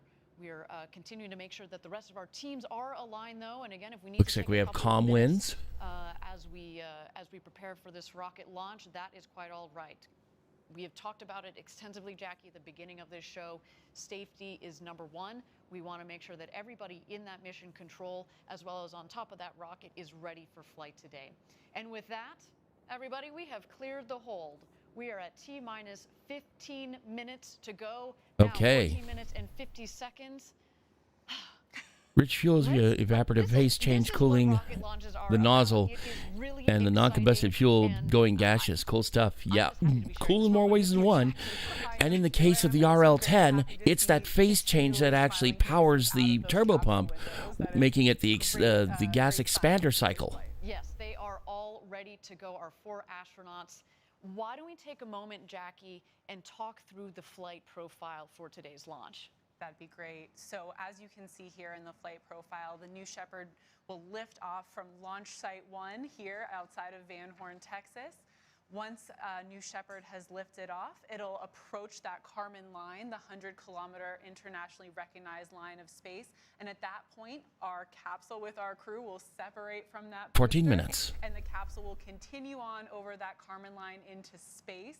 The capsule at this point full of crew who are unbuckled, floating around and getting their 3 to 4 minutes of microgravity while they're having a great time, hopefully doing backflips, not forgetting to look out that window. The booster is headed back down to Earth. So those wedge fins at the top of the booster will be the first to deploy on its way back. And then as the booster continues Skylon, down, I don't know what that is. I'll have to look that up. the booster is coming down hot at this point, very fast. Those drag brakes will significantly slow it down. As we approach the landing pad, that BE-3 engine will relight. It will hover, which we often are asked if that's CGI. It is real, that hover. And then the booster will softly touch down. You know for how far around the launch will be visible? Like from Houston, used to live in Florida and watch launches from near Tampa. I'm not 100% certain. By the beautiful big main parachutes. And then just before that soft touchdown, we do fire some retro thrusters. They do kick up a bit of dirt out in West Texas, but that does ensure a very soft touchdown of about 1 to 2 miles per hour for our crew out there. It really is a soft landing back down here in the West Texas desert. And as a reminder, you know, this is the standard flight profile. We are now in full customer. That's exactly the same way that the Soyuz capsules land, and that's they ignite a thruster. They ignite some thrusters to slow the vehicle down at the very last moment. Before we decided to put people on board, we wanted to make sure that we understood the multi-mode engines. I'll have to go look that up. Really push the envelope and stretch the vehicle to make sure that it was a robust vehicle for our customers. And of course, you heard about how we think about safety and development throughout the culture, but also in the operations, manufacturing, etc. 12 minutes. From Andrew Lake, who joined us on the show a little bit earlier. All right, with that, we are at T-minus 11 minutes and 50 seconds to go until launch. Our 4 astronauts are in the capsule, harnessed in. We see Audrey Powers on the left. You can't quite see it, but going clockwise, we have William Shatner, then Chris Bosshausen, and Glenn DeVries in the capsule, all ready to go for launch as we tick down here. Let's take a moment, continue to gaze at our beautiful rocket as she prepares 11 and a half minutes.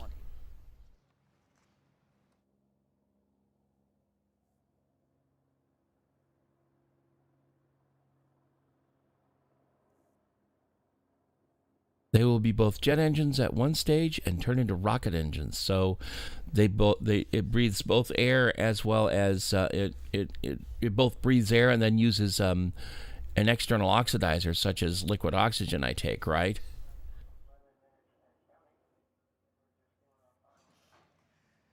Here we are at just about T-minus 10 minutes until launch with our astronauts and especially our customers, Glenn and Chris, on board. There's really no way to fully understand how they're feeling in this moment without being on there. But we do know someone who has That should be interesting. And can share a little bit about that. Our first customer, Oliver Damon, 18 years old, the youngest person ever to go to space. Let's hear it from him. 10 and a half minutes. There was not a single moment in life that I thought I would be the youngest astronaut ever, and to have been given this chance by Blue is so amazing. To meet the other astronauts and see everything is so cool. We'd like to run this one through at full speed. We're going up to that tomorrow. Yes, we are. I think there was not a single nerve in my body that was like afraid. I think it's because of the track record of Blue. 10 minutes. We'll take an air during. Geez, like you're going up to the sky. And of course, Oh my. Oh wow, God. Oh my goodness, look at that. And there's I've been through the booster. All my life. Let's hope that many more people can do this, because this experience you should share with more and more people. It's so amazing. Taking air during launch and turn it into oxidizer, actually. Interesting. Oliver's perspective for someone so young is just amazing. I'm so encouraged by this next generation. I actually did like the part where he said he's been waiting for this his whole life. He's substantially younger than me, so I'm still a little bit jealous of Oliver. We're at T-minus 9 minutes until our second human launch, awaiting the go, no-go poll. Channel 1 and UHF for the go poll for terminal count and launch. 9 minutes. Go. Booster. Go. Ground. Go. Safety. Go. Capcom. Go. Engineering. Go. This is the flight director on Channel 1 and UHF voice. is to commence the terminal count. Copy flight. I guess that's it, huh? There's Shatner. As you heard it, we are go for launch, go for Yep. second human flight. I am so excited for this crew. Vehicle Now, and earlier this week, crew I sat are with them all to ready discuss for rockets launch. and space in the future. Let's get to know our crew a little bit better. All right, guys, you're just a couple of days at this point from going to space. Anybody excited? Yes. A little bit. Something, just a little bit. You are. I am. I'm excited for you guys. I'm Glenn and Chris in particular. You have bought T-minus 8 minutes. to go to space. Why? Yeah, the ticket is for the view. The ticket is to really get that understanding of what it's like to see Earth from that perspective and feel like we're part of this tiny little planet and this little civilization that frankly has a lot of work to do to make Earth work better, to make it more sustainable. And I want to carry that feeling that we're going to get from that view back down with me and hopefully turn that into making the world a better place. And frankly, I think being able to do that is something that can not just be great for those of us who have the privilege of being able to do this now, but will fuel this industry that will allow us to have as many people as possible on the planet see that, and everybody benefit from the things that are going to come out of space and space technology. Yeah, I mean, this is, for me, for personally a lifelong dream, but I realized that, space is opening up for everyone. This is the beginning of a new era, right? The first 60 years of space exploration were the domain of governments. You had to be a space superpower to send highly trained astronauts into space. And, Glenn and I are just regular citizens flying up. It's amazing that this is happening. I think in about 60 years, we'll look back at this year and go, this is the year the doors finally open for the human race to go to space. Fantastic. And Audrey, we both have talked about going to space for such a long time. What do you want to do with this experience? Well, to inspire I others? can't wait to get back to everybody at Blue and have them pepper me with questions. The folks who have designed this vehicle and tested this vehicle and just having to ask me everything they want to know about what it's Interesting like when thought you're up there. And my nieces are coming to watch this, and they're teenagers, young kids now, and they're just absolutely mesmerized by this kind of stuff. My friends' kids are all, their Girl Scout troops are calling, and so I can't wait to talk to all them. Fabulous. And Bill, we'll end with you. You have inspired 6 minutes. so many for so many generations. For the kids and the young people that are going to be watching this launch and who might want to be space explorers one day, do you have any words for them? Well, seriously, the truth of the matter is this whole Blue Origin thing is based on the idea of building industry above the Earth and taking that pollution out of this planet, out of the immediate planet, and putting it up there. That's got to be the future of the Earth, and the Earth is dependent on that and the youth. So the two work hand in hand, and so it's very important that the young people of today know that that up there Oh my. is the future, and to work towards that for the improvement of the Someone asked me who Shatner even was. Well, thank you all for coming on this I've journey. had with that happen us to me. as Blue Origin, but thank you for inspiring others, and also as we go forward coming out of this, continuing this inspiration. So thanks, guys. Good luck. Godspeed. T-minus 5 minutes. Wow, well, some great perspectives from a crew that's clearly We're about 3 more minutes than away ready to from fly going space to today. Well, we are auto just sequence under start. T-minus 5 minutes until liftoff, so things are getting real. Things are getting really, really, and what I really loved about that video is this crew gets it, right? Every single person on that rocket gets it, how important going to space is, of course, for the ability to have that incredible view and the incredible experience of being in zero G, but also to inspire others and understanding what the road to space is about and why we're trying to ultimately have millions of people living and working in space to make life better back here on Earth. And a big thing they all talked about that is truly so special is, everyone wants to know how those 3 minutes were in space, but they're excited about what comes after, and I think that's just something really, really special about this crew. Their focus on, like you said, inspiring others after 4 this minutes. flight, long after this flight is over. Exactly. All right, so again, T-minus 3 minutes and 50 seconds to go until launch.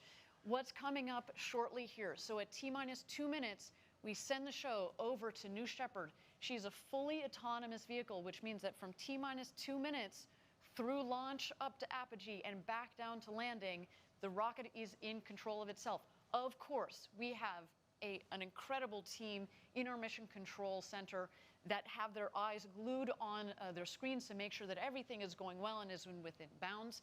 But we built the rocket to be autonomous for safety. Again, I used to skydive, and the view is great. I can only imagine the view they will get.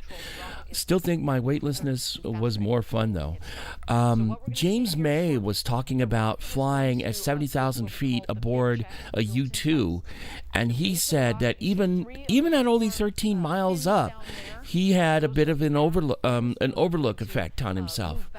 Basically, where you look at the planet and you see it for what it really is, which is one item in space among countless that you cannot wrap your mind around it. And then he says, if I thought that was crazy, imagine being the folks in the Apollos who were around the moon about 250,000 miles away. Make sure that we keep the propellant tanks within bounds, of course, of pressure and temperature. This morning, a little bit easier to do that versus our last flight, which was in the middle of July. It was warmer. It's actually a nice balmy morning. Coming up on 2 minutes.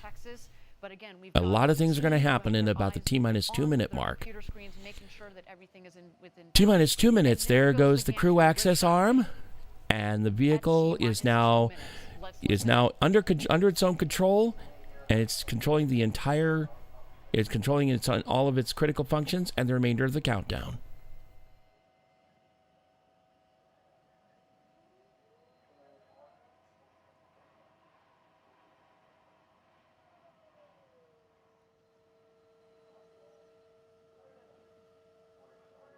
T-minus 90 seconds.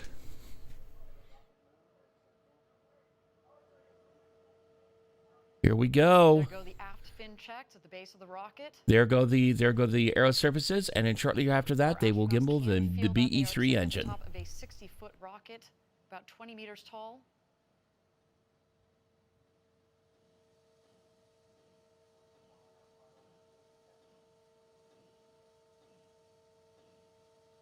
T-minus 1 minute. T-minus 1 minute.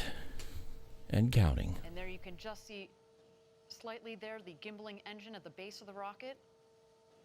There it goes. I don't know if you can see that from there, but there is motion at the base of the rocket. 45 seconds.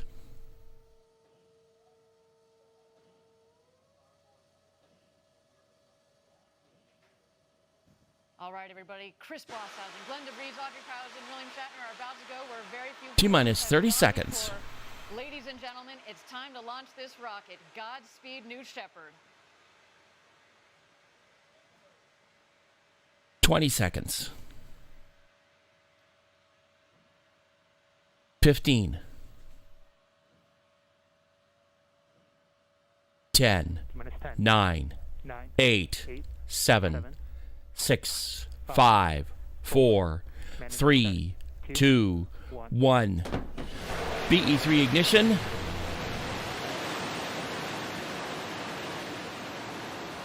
And liftoff of New Shepard on NS-18, carrying William Shatner, Captain Kirk himself, and the vehicle has cleared the tower. There it goes. At about T plus 58 seconds, it will be approaching the speed of sound and will be experiencing maximum aerodynamic pressure, or max Q, which is the Earth's atmosphere exerting its most influence on the vehicle as the vehicle passes through it.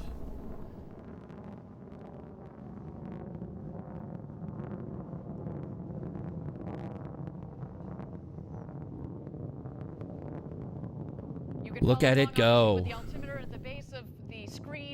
Should be experiencing max Q. They are gaining speed on their climb to space. We have confirmed max Q. This is when the aerodynamic stresses on the vehicle were at their maximum. Should be going supersonic momentarily if they haven't done so already.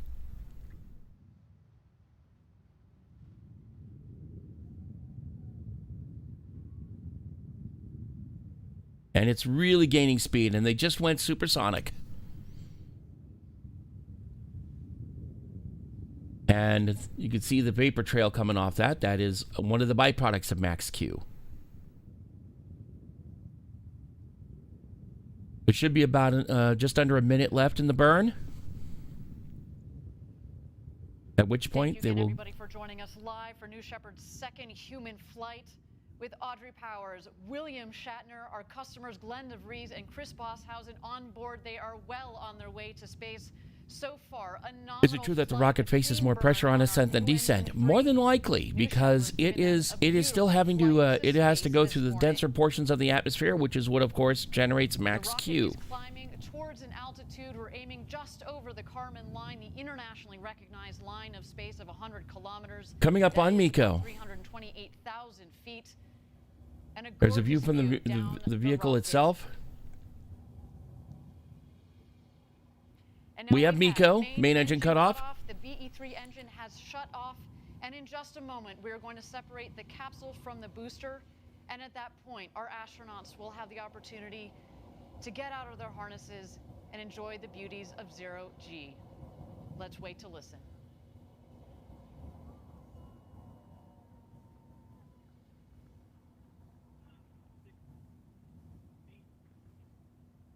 And once the vehicle separates, they will continue to go up. There they are. They have separated. And there you can see a clean They separation. continue to go up until they hit apogee.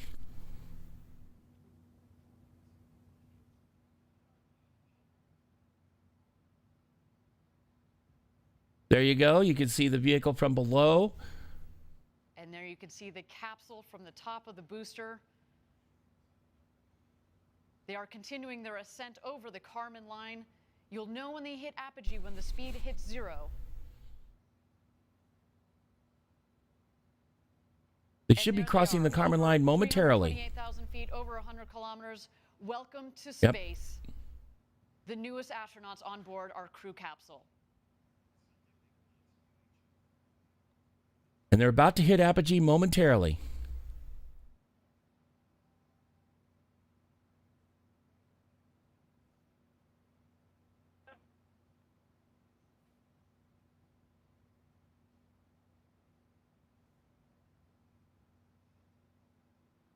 And there they are. They have just about hit their apogee at about 300. And there they go. They just hit apogee, 351,000 feet.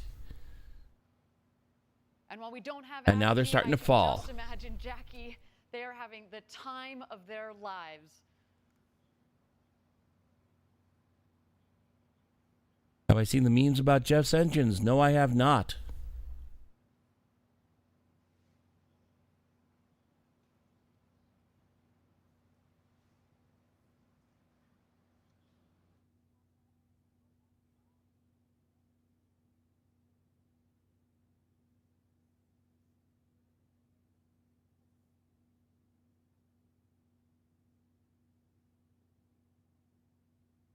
The wedge fins are basically at the top of the booster to slow it down as it starts to go through the denser portions of the atmosphere.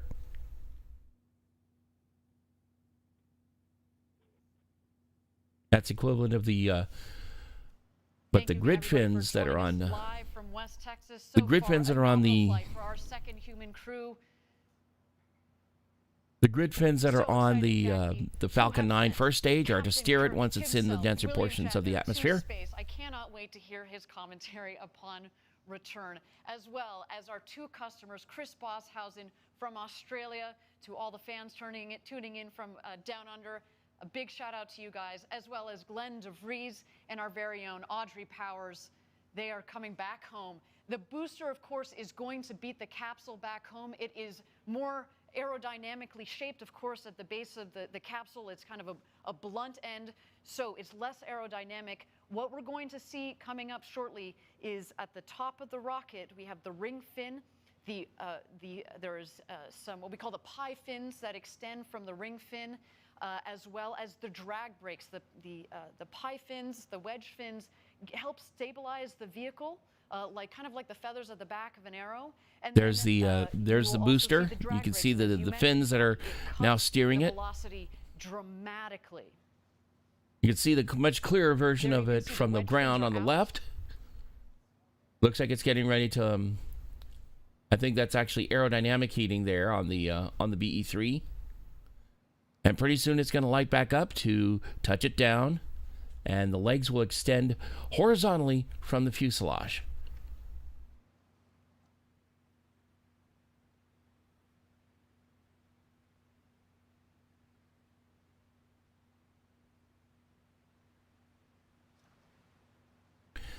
You can see the pad from there. Here we see the descent. We are going to expect the BE-3 engine to relight just about 3,600 feet. There's sonic booms. Ground level. Let's wait for that now. The drag brakes have There it goes. BE-3 is igniting.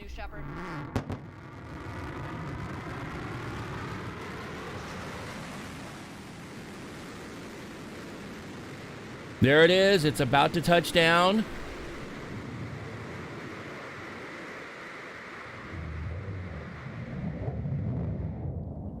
BE-3 cut off.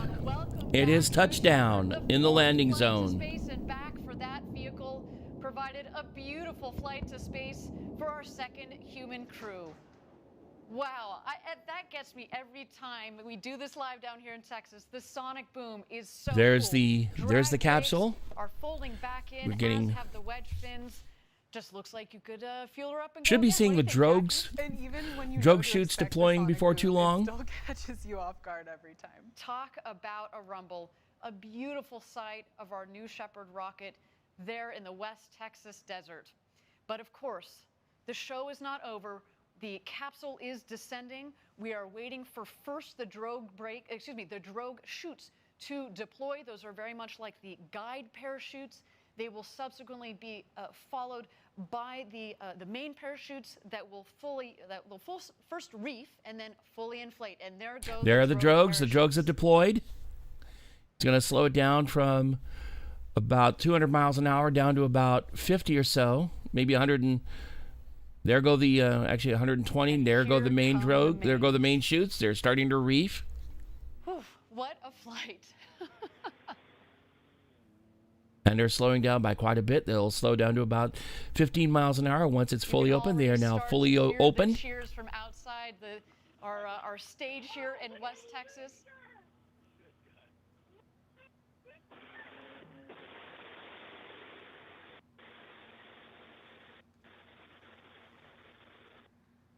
I just threw a piece of fog cola. I can look out your window, Audrey. Oh, yeah, I see it. I can't see the booster. Where is it? Oh, it's on the cover. It's going to rotate.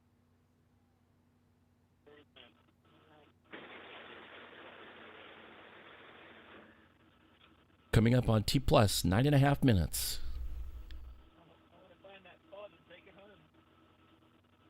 T Plus, 9.5 minutes. And it's gently descending under the three mains.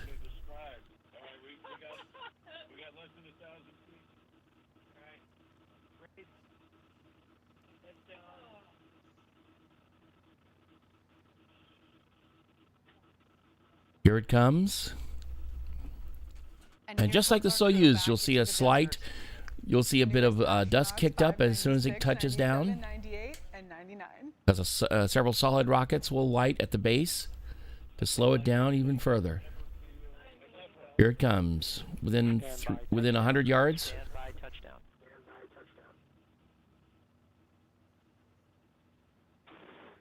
And there it is, touchdown. Capsule touchdown. Welcome back, the newest astronauts, Audrey Powers, William Shatner, our customers, Glenn DeVries, and Chris Poshausen. What a day for you. Welcome back. I cannot wait to talk to them, Jackie, and just get... And William Shatner has finally gone where no core Star Trek cast member has gone before, past the Kármán line. Flight, and I also loved hearing that audio of them on their way back about how this experience was for them, and I can't wait to hear their stories. Well, you heard William Shatner say, this is like nothing I've ever experienced before. So coming from a man who in theory has experienced space who for has decades. gone warp speed and traveled the entire intergalactic universe. This was like nothing he's ever seen before. What a day for our astronauts. So now our team is preparing. If only landing Roddenberry safety could be here to operations see and this. Recovery of our astronauts from the crew capsule. Will be on the ground at the landing site to follow the action in just a bit. Maybe even talk to the world's newest astronauts. Yes, I know. Mae Jemison is one of them. And I'll note that you're going to see our the recovery team. I'm saying core core cast members. Has landed because through our modeling, we get Note that I was very specific about that. Very good at analyzing where the capsule is going to come down, given where we know on that lane. exactly where the winds are. And so we're going to see the recovery team come out there, and of course they will also be joined by some of their friends and family to watch as they emerge from the capsule. Let's check out these beautiful shots of our 4 astronauts there in the Texas desert after having gone up over the Kármán line and back.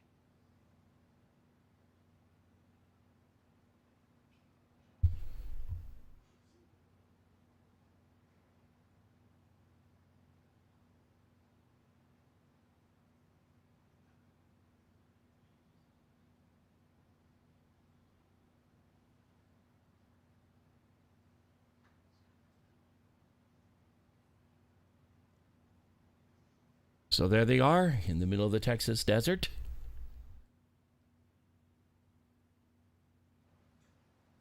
And here's some beautiful shots of our 4 astronauts in the capsule awaiting the recovery team. I understand from Capcom that they have had communications with those 4 astronauts and they've all given the thumbs up that they are doing A-OK after an exhilarating flight to space and back. Awaiting that recovery team in that champagne shower, which Yes. I'm now regretting that we don't have any champagne for ourselves, Ariane. That feels very unfair after this show. Oh well, you'll live. There's some waves from our astronauts there.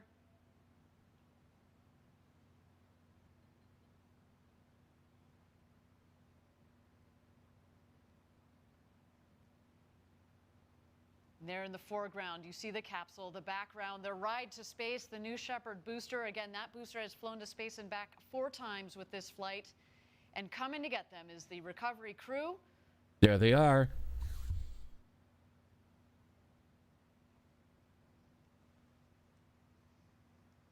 And probably with more to follow.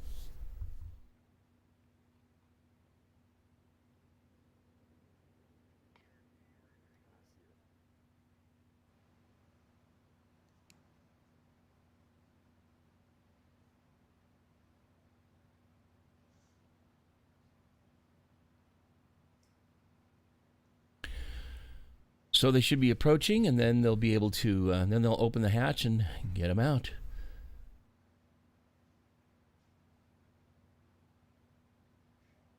I guess they got a basic idea of... See there, again, beautiful shots of the capsule. The parachutes actually have fallen pretty close to the capsule itself, meaning that there isn't a lot of ground wind out there. We talked about this earlier in the show, and of course we had to delay. Not to mention they're all, they're splayed in all directions. Gusty winds that have been out there. But no, today It's Amazon. I bet the other drivers got lost. Day for a launch and landing of a rocket and launch and landing of 4 new astronauts.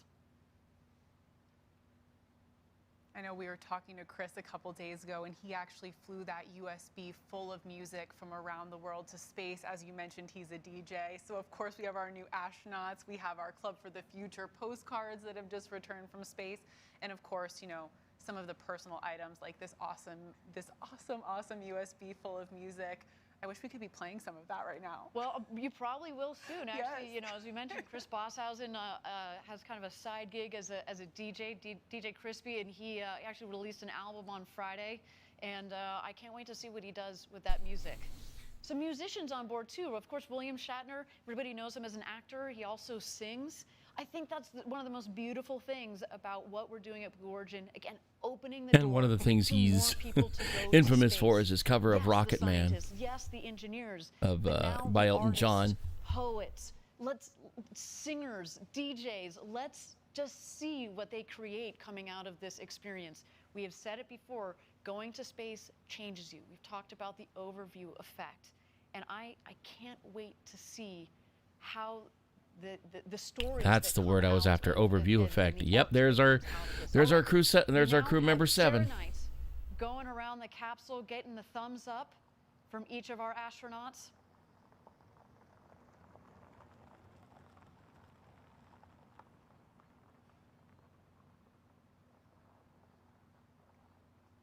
It was just testing the tethers to make sure that everything was secure.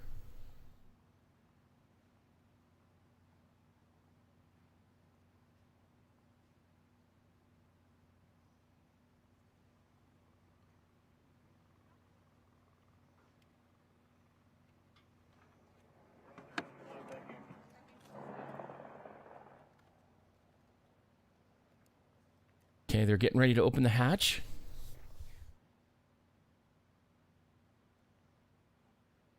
Rolling out a carpet of sorts. May not be a red one, but who cares?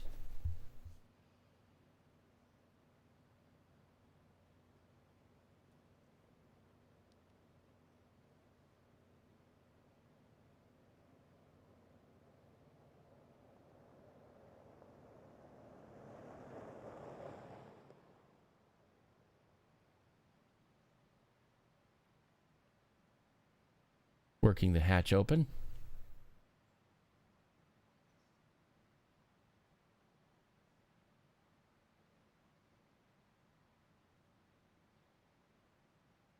Or I wonder if they're trying to separate the tether lines from the capsule itself.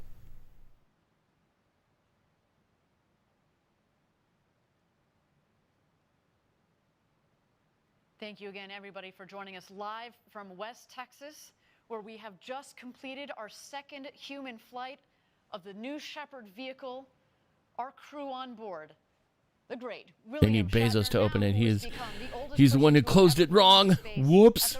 Speaking of, I think that's him right now. Our very own Audrey Powers, as well as our two customers, Glenn DeVries and Chris Bosshausen. Our recovery crew is out there and is about to open the hatch.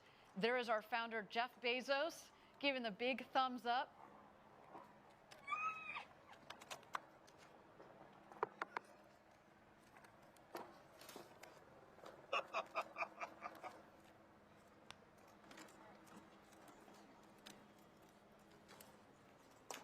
This looks like a familiar shot I remember seeing recently. Yes.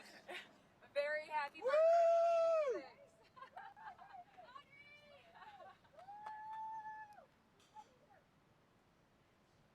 And here come their friends and family.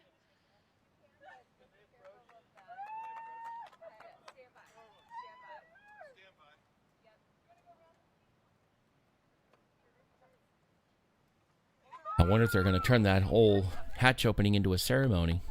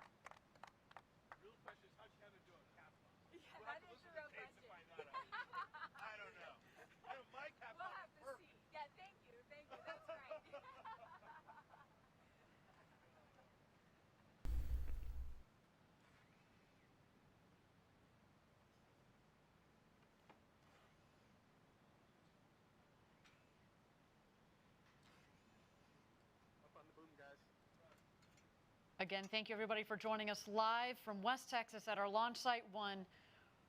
Our second human space flight crew has gone to space and back up over the Kármán line, just over 351,000 feet. We're awaiting Jeff Bezos. There he goes. Yep, there he is. He's about to crack the hatch open. And the hatch is open.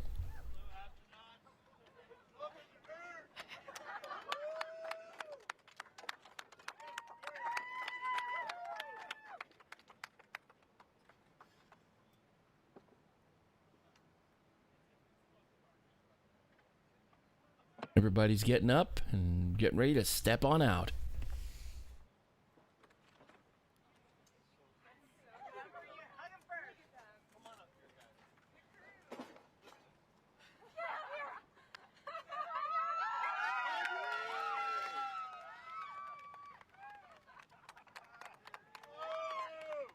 There's Audrey Powers, a big hug from her sister. Captain Kirk himself, the great And there's William Shatner.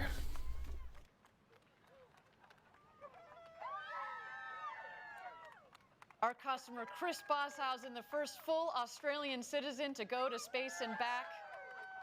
And Glenn DeVries. William Shatner is now officially the oldest person to have ever gone to space, with Wally Funk being a close second and also the oldest woman to be in space. Also aboard a New Shepard flight, in this case NS-18. That's what I thought. You have to work on it. It's so hard to describe. You have to work on it because not only is it different than what you thought, it happens so quickly. You know what the impression I had that I never expected to have is you're shooting up. Give me a champagne bottle. Come here. I want one. I want to hear this. Here. You want a little of this? Okay.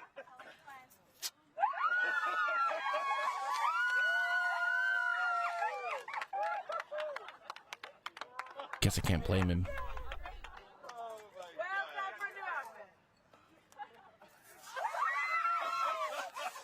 The champagne showers have become... I think he did. William Shatner taking in the moment clearly. What you have. Because I really wanted to hear what Shatner's thoughts are. Everybody in the world needs to do this. Yes. I totally agree with him. Everybody has to do that. Needs to see.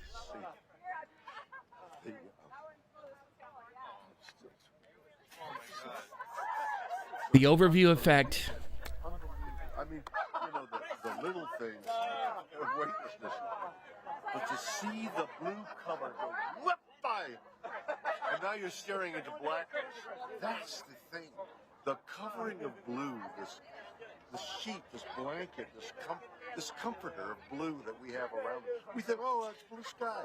And then suddenly you shoot through it all of a sudden, as though you whip off a sheet off you when you're asleep, and you're looking into blackness, into black ugliness. And you look down, and there's the blue down there, and the black up there, and it's just, there is Mother and Earth and comfort, and is there death? I don't know. Is that death?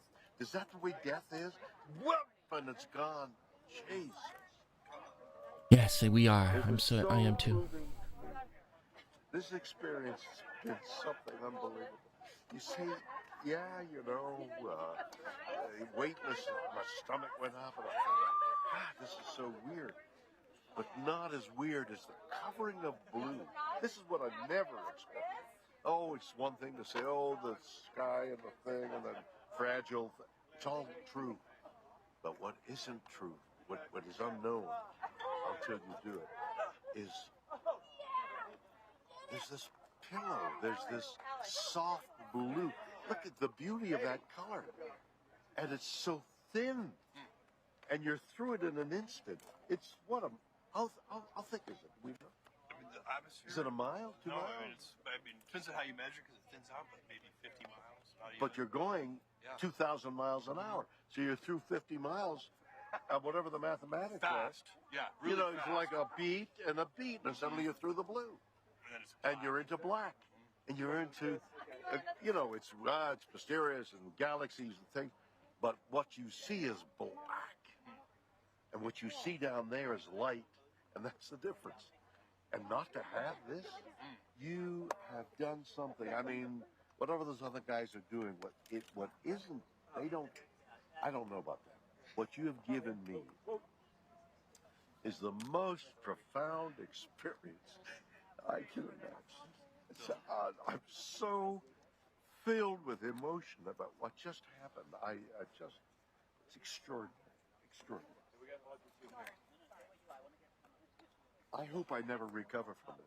I hope I maintain what I feel now. I don't want to lose it. It's so much larger than me and life. And it hasn't got anything to do with the little green planet, the blue orb, and it has nothing to do with that. It has to do with the enormity and the quickness and the suddenness of life and death. And oh my God. It's so beautiful. Beautiful, yes, beautiful in its way, but... No, I mean your words. Oh, my words. It's just amazing. I don't know. I can't even begin to express what I would love to do is to communicate as much as possible the jeopardy, the moment you see how the vulnerability of everything. It's so small. This air, which is keeping us alive, is thinner than your skin. It's a sliver. It's immeasurably small when you think in terms of the universe. It's negligible. This air. Mars doesn't have it. Nothing. I mean, this and when you think of way carbon dioxide changed to oxygen, and what is it, 20% at some of that level that sustains our life?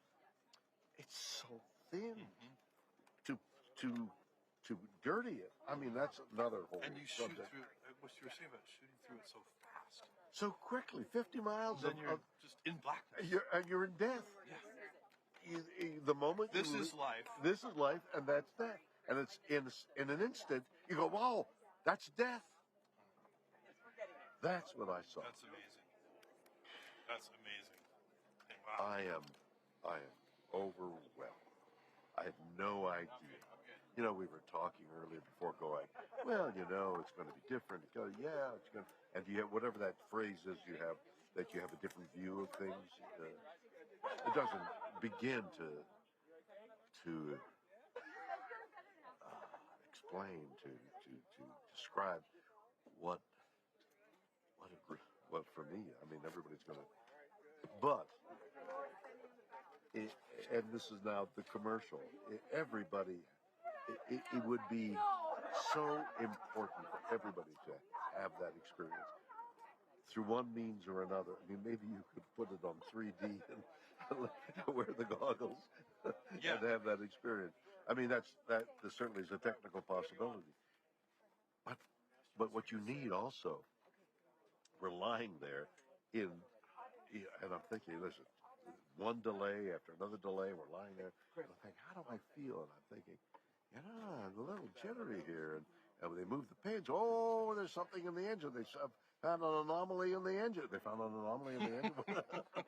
We're going to hold a little longer. Oh, you're going to hold a little longer.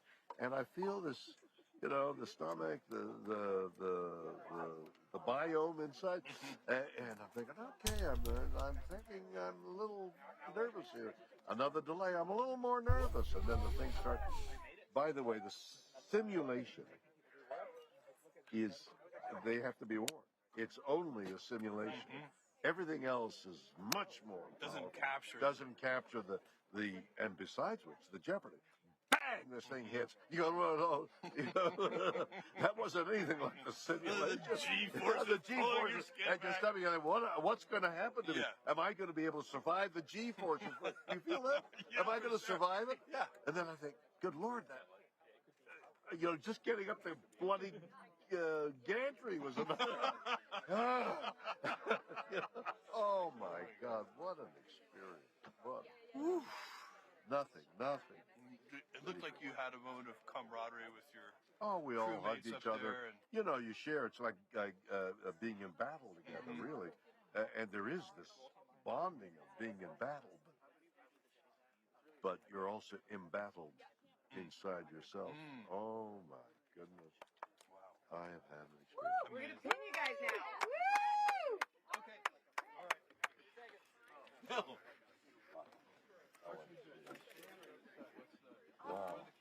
Yeah, that's a lot to encapsulate. That's exactly more or less what what May said when he was even when he was just 70,000 feet up. Captain Kirk, who finally had the opportunity to go to space, he became the oldest person to have ever flown to space at the age of 90, if you can believe it. He, of course, went up there with our very own Audrey Powers, our two customers, Glenn DeVries and Chris Bosshausen. And May himself said everybody really should do this once. And we really should see the planet for what it really is. Just one place among many. Of it all, just how thin. You think, oh, here we are, it's all covered in blue. But then when you go in a rocket, go through it, and you see how quickly it turns to black. I mean, he was literally moved to tears by it. And it is, we've talked about it before. Rockets with people on board is an emotional experience. And right now we're about to see our 4 newest astronauts be pinned with those astronaut wings. So let's check that out. How was your experience? It's going to take me a while to be able to describe. You're going to have to process that. It was incredible. It was the most incredible thing I've ever. I have the great honor of pinning this on you. Not many people have been where you have. On the other hand, if you speak now, as this thing is well, only fresh, flooding, like Chris, you're totally immersed in. I have the great honor of pinning this on you. Welcome to a very small club.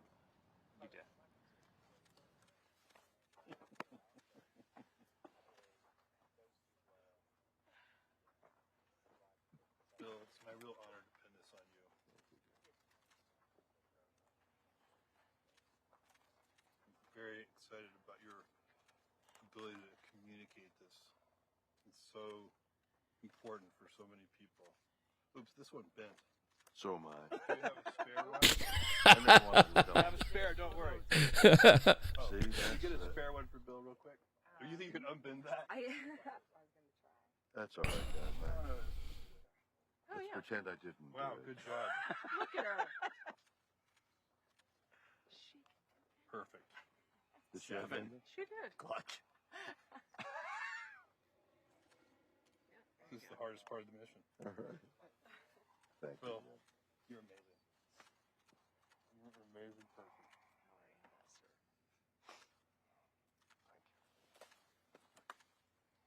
Audrey, you are so deserving of this. Thank you.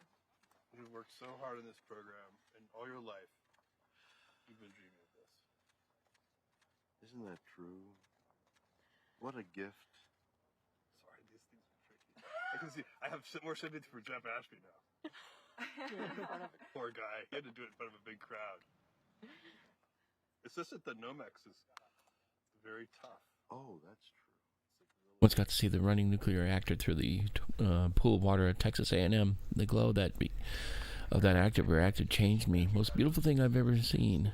Similar experience for me, like the Trankov radiation. Okay, guys, we have 4 astronauts before you. Yeah, I've seen pictures of that. I don't think it gives you quite the same impression than actually witnessing it in person. I've never seen it myself before, and I imagine it's a bit of a world-changing experience. Second human flight. Of course, a special thank you to Chris Bosshausen and Glenn, our customers. We look forward to, in the next several years, flying more and more of you customers from around the world. And if you watching at home are interested in flying with us, please go to blueorigin.com and click on Fly to Space. We cannot wait to send you up. Jackie, thank you so much for spending this time this morning on the desk with you. It was so much fun. Thank you, Ariane. It was an incredible day, and I cannot wait to hear the stories from these astronauts, especially Audrey. I'm so excited to see her, give her a big hug. I'm particularly interested to see what Shatner has to say once he really fully decompresses all that. He's still trying to find his words, and certainly Glenn and Chris, who have vowed as well to share the story with the rest of the world, cannot wait to hear that. Everybody, the road to space is being built. You're seeing it right here. We took a big step today. And if you are interested in joining our extraordinary team, please visit our website. Yes, please join us. From two people who have been at Blue Origin for quite a long time, please come join us. And if you'd like to commemorate the day Captain Kirk flew to space, we of course have mission patches. Here you see it on the screen, apparel and other collectible gear in the Blue Origin shop. Everybody, my name is Ariane Cornell. For Jackie Cortez and everybody here at Blue Origin, thank you for joining us. And until our next launch, Gradatum Ferociter.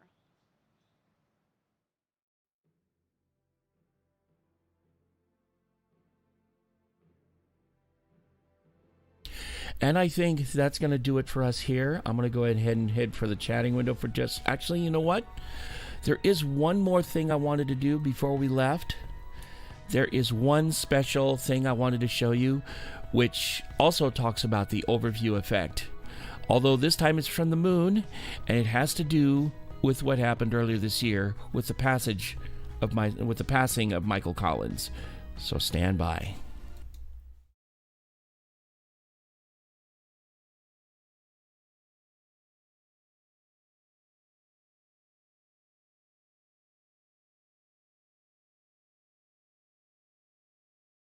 I really believe that if the political leaders of the world could see their planet from a distance of, let's say, 100,000 miles, their outlook would be fundamentally changed. The all-important border would be invisible, that noisy argument suddenly silenced.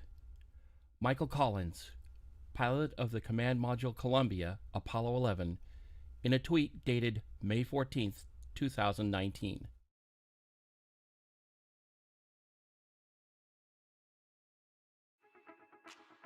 I only regret that I didn't get the rest of the quote that was on screen on the on a photo that the tweet actually contained. Basically saying you don't see people as being a member of a particular group. You see them as people.